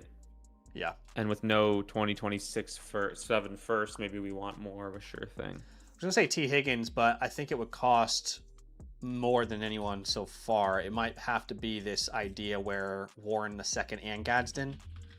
I don't know if you can get something back from that. Can you have Golden thrown in or the 201 or something? I think. Yeah, is this guy? Yeah, and that guy's got Higgins as his wide receiver 2 and nothing after it. Yeah, so unless he's willing to kind of throw in the towel this year. Bullrog has Hawkinson, but you're not going to get Garrett Wilson from him. Let's see. Dalton Kincaid owner has DK. I'm not really obsessed with that. Guy's got Trey, Bowers, and Pitts, Warren. And then Elijah Arroyo owner has Brian Thomas. I actually like this idea a lot. What about Warren and a second for Brian Thomas? We don't have Hunter on this team, right? That was a previous team. I think Brian Thomas is a great kind of... I think he's a really good trade target right now. Yeah, I like that a lot. I don't know if Warren in a second gets you there, even with his low value. Does that team need a tight end? Let's see. Did they? Yes, they do. We could give them he's Gadsden. T. Higgins range. He's T. Higgins range in terms of market value right now. We can give them Gadsden, but I would want more in return. Like if they want Gadsden on top, I'm asking back for a second in 27 or something. Well, I'm already giving them a second in 27. Okay, well then how about the 204 this year? Nobody in a bad class, maybe they'd rather the second next year than the 204 this year. Those would be the ideas I have. Let us know if you have any questions, Joel. Thanks for letting us look at the squad. And Sammy, if you got any last stuff there you want to mention, let me know. I don't even mind if Fannin is potentially more attractive than Gadsden, given what we just talked about with Kittle. Rolling into 2026 with Gadsden Kittle is not the worst idea in the world. Yeah, if you went Fannin, you could potentially get a more like a close to an elite receiver. Yeah, Fannin probably puts you. Let's just quickly look. What did the Higgins team have? I'm trying to remember. Higgins had T-Mac. No, I'm not doing that for T-Mac, although I love him. What was the other team? The team that had Jamison Williams. They had like CD and somebody else. Yeah, Jamison. I don't think that package gets you to CD, so it might not be a perfect fit, unfortunately. But yeah, it's worth exploring. But appreciate you, Joel. Thanks for being a longtime supporter and contributing to the community. Joel says, which tight end do you want to hold the most? I mean, Kittle. You think Kittle? Well, his value is just in the toilet right now because nobody is. Yeah. People think that he's not playing this year. Well, I would say Fannin of all three, just because he seems to be. He's the best. Fannin and Gadsden could both end up being top 5 guys, but Fannin just feels like primed to. Yeah. Yeah, I think ultimately keep two of the three. Send one of the way. Probably Kittle is the one that you're going to keep. You're right. Send one of Fannin or Gadsden away to get to kind of fix I some just don't holes think in that roster. you're not going to get anything for Kittle that is worth what his value is because people just aren't excited about him. Yeah, already a veteran with the injury. You're right. Probably not going to really get you much. He's asking about the quarterbacks. If we think that there's any tinkering needed. Me personally, I don't know if Bryce Young is ever a guy that you're going to want to put in your starting lineup. And you have Malik Willis as a potential starter in 2026. Yeah. I think you could throw Bryce into anything that Zach lined out in the chalkboard there to try and work in to get those deals done. I'm not opposed to making a move. I think as a contender, you might want to just have a body there. That's kind of what he is at this point. But I'm not opposed to being flexible with that name for sure. But I appreciate you big time, Joel. And hey, why not go repeat, my friend? Why not go repeat? Do it. Win the whole damn thing again. Do it. Jared says, Abe here. First off, appreciate you, Abe. Thanks for becoming an Annual Mother Flocker member. Appreciate you big time, my dude. Let's go ahead and jump into his. This is a Superflex Start 9. So even though it's a Superflex, you've only got 2 flex spots. Yeah, 2 wide receiver, 2 flex. Potentially, you might have a start 3 receiver, 1 flex, but I'm picturing here a 2 wide receiver, 2 flex. And Joel, I don't mind dropping Leggett if you need to clear space for an upcoming rookie. He's certainly not going to net you anything more than a 4th round pick in a trade anyway. So unless you can, he's not really someone that anyone's interested in adding. In fact, if they went to the waiver wire, people would say, how much fab do I really want to spend? I mean, do I want to spend 10% of my fab on Leggett? I don't know. I'd throw a buck down. Yeah, I'd throw maybe 5. I'd throw maybe 5 out there. $6-7. Maybe about 6, 7, 8, 9. My niece and nephew are obsessed with it right now, and I'm like, oh god, dude. Gosh, I know. I'm getting old because now it's annoying me. I was saying to my wife, it's like my generation's like 21. I don't even remember, like 21. Remember that? Oh yeah. I mean, that was like Vine. I didn't really get Vine. I love. I was a little late to Vine. I was obsessed, but it didn't last very long, unfortunately. I feel like they gave up too early. They were on to something. They were onto something. Yeah, absolutely. Yeah. All right, we got a meat and potatoes starting lineup here for Abe McMuffin, who says that he is new to Dynasty, so we'll obviously be able to help you out here. Made some dumb trades in the first 2 seasons, trying to claw my way back, being halfway competitive since I don't have my first next year and can't get it back. Had 7 picks for 27, but I've been moving them for players. Do I have a shred of hope to be in the mix at all this year? I am really worried about looking at this one because whenever I hear new to Dynasty made bad trades, all I can picture is, a group of friends. Half of them knew how to play Dynasty football. Half of them didn't. They joined a league together, and the half that knew how to play Dynasty football screwed over the other half. You can't blame them because the goal is to win. But now I'm seeing your team is ranked 12th. You don't have a first in 27. Let's break this one down. Is it Superflex? Yes, Superflex. Okay, so Dak Darnold. It's not that bad. I was expecting it to be a lot worse. Dak Darnold is fine. It could be a lot worse. CJ is not the worst quarterback 3 out there. Running back room is quite weak, honestly. But after Bucky, that Chuba Brooks combo, there is some hope there. Algier's a free agent. Mm-hmm. So Devin Neal showed something. Receiver room is not bad at all. If these guys can stay healthy, that's actually not a bad receiver room. And we just found out that Kittle's, ready to go week 1. He's got a shot. Well, at least he's got a shot. All that tequila, and he's. All it took was a little tequila. I mean, they've got to figure out that the electrical grid that's by their practice facility. I honestly kind of buy it. I'm not a big conspiracy theory guy. I kind of buy it though. See, the thing is, you look around. Sometimes I look around and I go, "Is this a simulation?" because this is the type of thing that it's entire just world. I can't believe it. I'm like, Yeah. this is the radio waves are hurting McCaffrey's Achilles. Like, really, What? that's why I lost my fantasy season in 2024. Honestly, maybe this could all be a simulation, and then we're actually simulating a simulation by playing with fake teams in fantasy football. Well, in that case, simulating the inside NFL would be a simulation as well. So we Wow. are simulating our dynasty leagues within the simulation of the NFL, which is in the total Simulation all-encompassing of the earth. situation of the world. It's like Inception, but for fantasy football.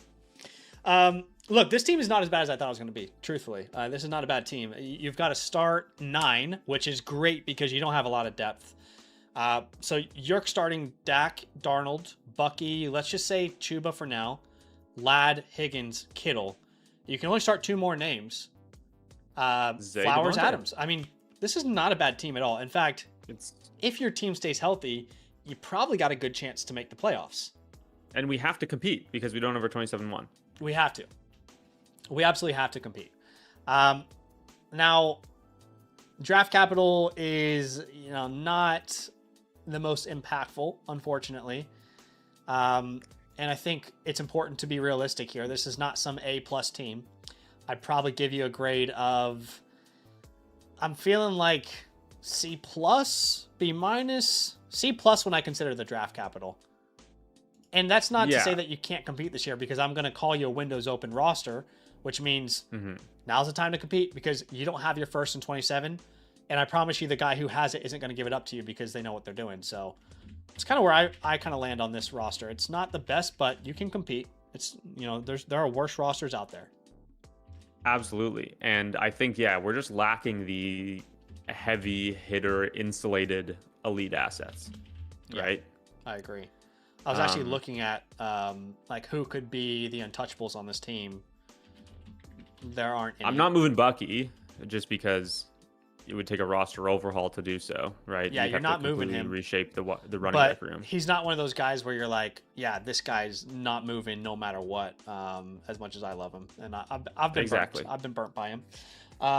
As far as drops on this team, if you wanted to make a move, then I'd probably be looking to drop like a Parkinson. You might, if you need to clear space, Parkinson, Auten maybe. But that's only if you need to make a move. On the waiver wire, is there anyone interesting? I do like Giddens. Tillman's interesting, but no one that I imagine really making a big difference on your team. Yeah. Maybe Giddens gets more run in year 2. I don't know. Okay, let's jump to the chalkboard because you do have a pick, and the good news is it's top 5, so it will make an impact. He has some. He has 2 trade ideas with the 105 in the chat here. Let's see it. What does he think? What is he thinking? So I do have a couple up tier moves in the mix potentially once the dust settles with free agency in the draft. Algier plus the 105 for Cook. I assume James, obviously, or Flowers plus the 105 for CD. Both of those are on the table. Okay, that's interesting. I actually feel like the James We should Cook, get into the James that Cook move is because- not bad. No, honestly. I like it a lot. We'll explore that for sure. Yeah. With the war room first. This is the 105 is a great range. It is a great Superflex range. League. Now, We're happy here. what he definitely doesn't need is it's a good pick. Yeah. The problem is it's not really in range for what you need at all. I mean, you don't really need No. quarterback, you don't really need wide receiver, but the best available is either going to be Mendoza or a big 3 receiver, right? Which Yep. we've talked about all day. That's the Lemon Tyson Tate. At the 210, I have no idea. Like, let me try and do a quick guesstimation. Like, right now, I would imagine it's somewhere along the lines of a Claiborne, who I actually really like. I want to talk about him more in content, but Claiborne, Branch, Le'Veon Moss, Jamari Taylor, Nick Singleton, something like that. Now, I was going to say, if we can move the 105 for, like a top 12 to 15 running back, that might be I think it makes all the sense in the world, ideal, right? Because yeah. not only is the position we're taking at the 105 not something we need, but it's also we need to win. We need to try and contend. James Cook makes a ton of And sense. yeah, in my picks for players video that's coming out on Saturday, I talked Yeah. about sending the 102 for James Cook. Yeah, so if you need the 105, right, it's not a bad deal. I don't think you're getting any like Hampton, Achan range. I don't think Taylor. Maybe this is like Brees, Judkins. What do you think, like Brees, Judkins range potentially? Judkins worries me with this team just because the injury, but Brees, yeah, if you bet on a good landing spot, Yeah. I think there's a chance for Jonathan Taylor. You think so? You might have to add a little sweetener. Like he's sending Algier in the 105 for Cook. Well, then let's just write these names down as like names to keep in mind. At the 210, I haven't really explored this much this offseason. You know, in previous years, it was so easy to send a late second for some veteran running back that you thought this guy's going to contribute to a roster. You know, I think you could use someone like that. I honestly don't know what the name is. Like, is the name Ramondre Stevenson? I was going to say J.K. Dobbins. J.K. Dobbins is a good think, one. Yeah, I like that. I think Tony Pollard has some juice. Okay. J.K. Whether Dobbins, I don't think it's in Tennessee, honestly. He already has. I'd be skeptical with Tony, but I'll write it down. But you know what I mean? Like most years, there's like this range of vets that's like, yeah, just throw, you know, this. What about like Kamara or James Conner, who are like in this class specifically with the 210? Like those guys don't seem like they have any value right now. Yeah, I mean, I don't mind it, but it's just such a risk. It's not exciting. I don't know that you can't do it as we get closer to the draft. I almost there's wonder no need like to rush on something like that. Montgomery maybe, like David Montgomery. I don't know. That's kind of that range. I think let's jump into your chalkboard though, because I think we can come up with a couple more ideas. Just to let you know, I mean, you're definitely on the right page, trying to compete with the situation you're in. But okay, so what was the trade he said? He said he has Tyler Algier plus the 105 for James Cook available. James Cook was a player that I was pretty aggressively for last year because I didn't understand just the constant regression talk, but I could see that coming this year. Funnily enough, he did. Everybody was talking about the touchdowns. He did regress. He regressed just added touchdowns, 600 rushing yards. Yeah. Just added volume 600 rushing yards and like actual yardage. He added 100 carries. That's insane, I remember how much Ray Davis I took on FastDraft, and it meant absolutely nothing. Oh, God. Sweet baby Rays. Rest in peace. Okay, so James Cook. Who is the team that has James Cook then? He said it's in the mix. So if genuinely, if I could, I would do this tomorrow. I would do this too. I think I would do this straight away. Because it's exactly what you need. Yeah, you lose Algier. Like, ideally, that's not Algier. It's Vidal or Bigsby instead. And like the picks, I know you talk about this all the time. They're going to gain value towards the draft, specifically the good ones from the 102 to the 105. But the one that's going to gain the least amount of value is the worst one. Yeah, exactly. And so I'm not too worried about moving off of this pick in February. Neither, especially with a guy who's got the guaranteed contract. Now, I just want to see if there's any like leverage pieces on your team. Like, for example, I feel like you could get rid of one receiver because of Jacoby Myers there, you know. And Brandon Ayuk. And Ayuk, yeah. I wonder if we could use like Jake Ferguson or something. Yeah. Jake Ferguson. You're betting heavily on Kittle. Well, Isaiah Likely's a free agent too, so Kittle likely isn't the worst tight end room to go into the year with. That's fair. Yeah, I think that's a fair concern though, what you said. Well, Jacoby Myers, I'm just trying to think of a name that like has some juice. Like Jacoby Myers doesn't have much juice. Wandale. Zay Flowers? I don't mind using Zay, but because I think the wide receiver 7 season tag is kind of carrying him a little bit here. The weird part is I agree, but it's like no one cares. Because you look at him on like a KTC, he's wide receiver 26. Like I'm not a Zay Flowers guy, but even I'm starting to get a little bit surprised by Travis Hunter's ranked higher than him on KTC. Yeah, I don't. I sometimes I look at where they. And you're I'm like, where are these? Who really is matter. doing this? Yeah. The expert average has them at 20. Okay. Yeah.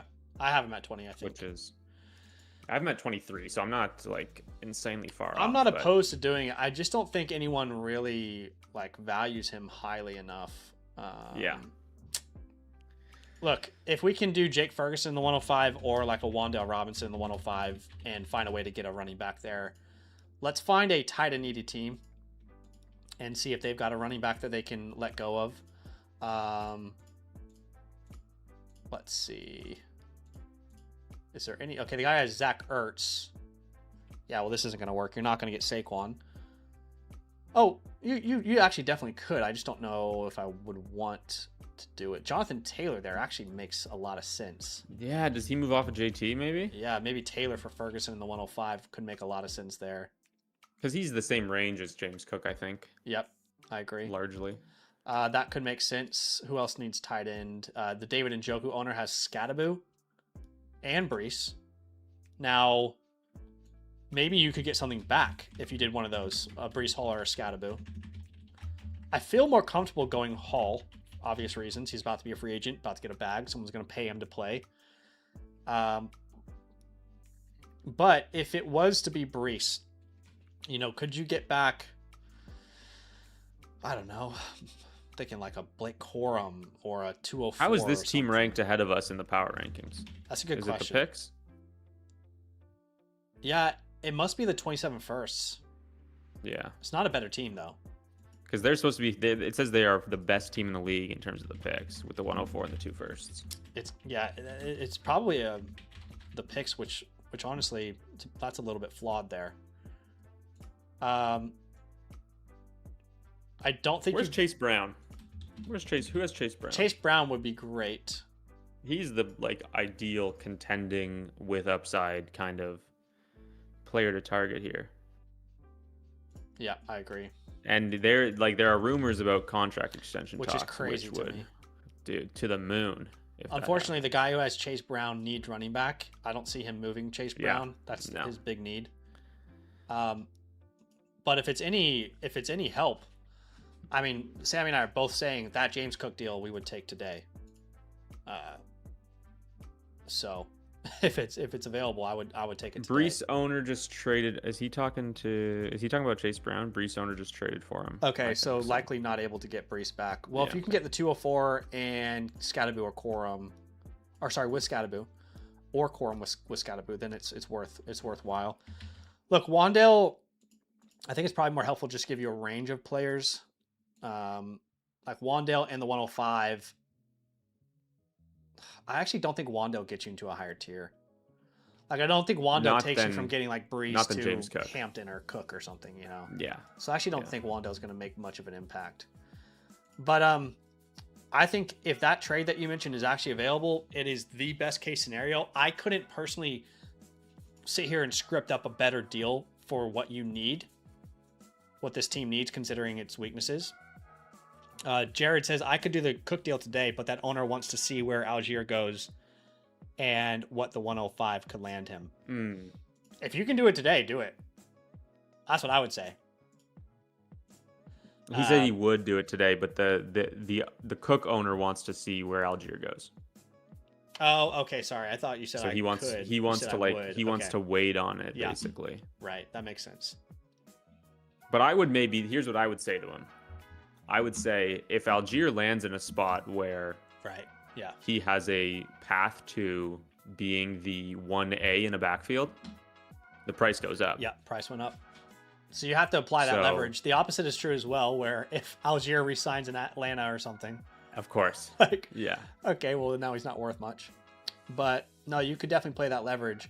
I will say I think Chuba and Brooks are really important to keep on this team.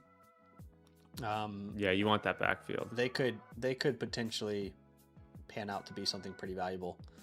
But yeah, man, not as bad as the team as I thought it was going to be. Jared, if you have any final questions for us, let us know. But I think you're in a better spot than I anticipated, quite frankly. Yeah, hearing traded my first, made some bad trades, and then 12th in the power rankings Yeah. scared me a little bit. I But this had is not nearly as bad way as I thought different it was gonna expectations, be. Yeah. personally. So, yeah, I think that's pretty much best. And he's case got scenario. Tank Dell. And you've So- got Tank Dell, who's about to put up 1,615. 1,600. That's the real reason why Zach doesn't like Nico right now. Tank Dell's coming up. I'm not gonna lie, I was pretty big on Tank Dell the year. You remember when Dude, it was like awesome. Diggs, Dell, and Nico? I Yeah. was drafting Dell everywhere. The answer was only Nico, unfortunately. But he says, "Glad to hear I'm not delusional, because I also don't feel like I'm the worst team in the league." No, you're not. Definitely not in the sense of competing. Yeah, Not at all. All right, guys, that is probably it for today. I am going to be live tomorrow. I'd love for you guys to come join me. I'm going to be talking about free agency. All right, I'm going to be talking about the 26 free agency class. It is one of the more under-discussed events of this offseason.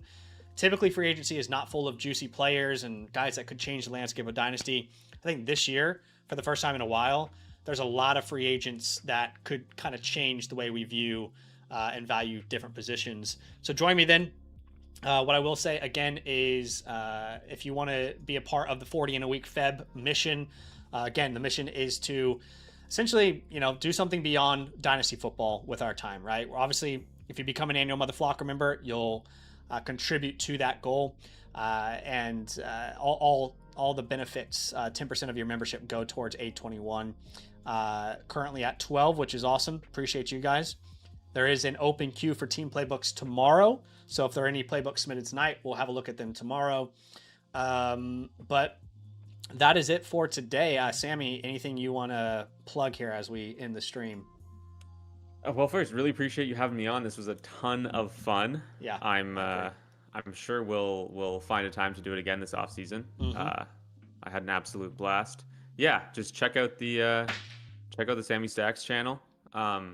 I also do a weekly podcast talking about like Dynasty Fantasy Football a little more in depth on stuff. We had our first rookie mock come out today, so yeah, this was called Dynasty Arsenal, right? You said the Dynasty Arsenal. Yes, that's right. That's right. Yeah. So make sure you check out his stuff. Yeah, I had a ton of fun. Maybe we should make it a more often thing. Absolutely, I'm there. I am there. All right, guys, we will see you here very soon. Nothing but love, and enjoy the rest of your day.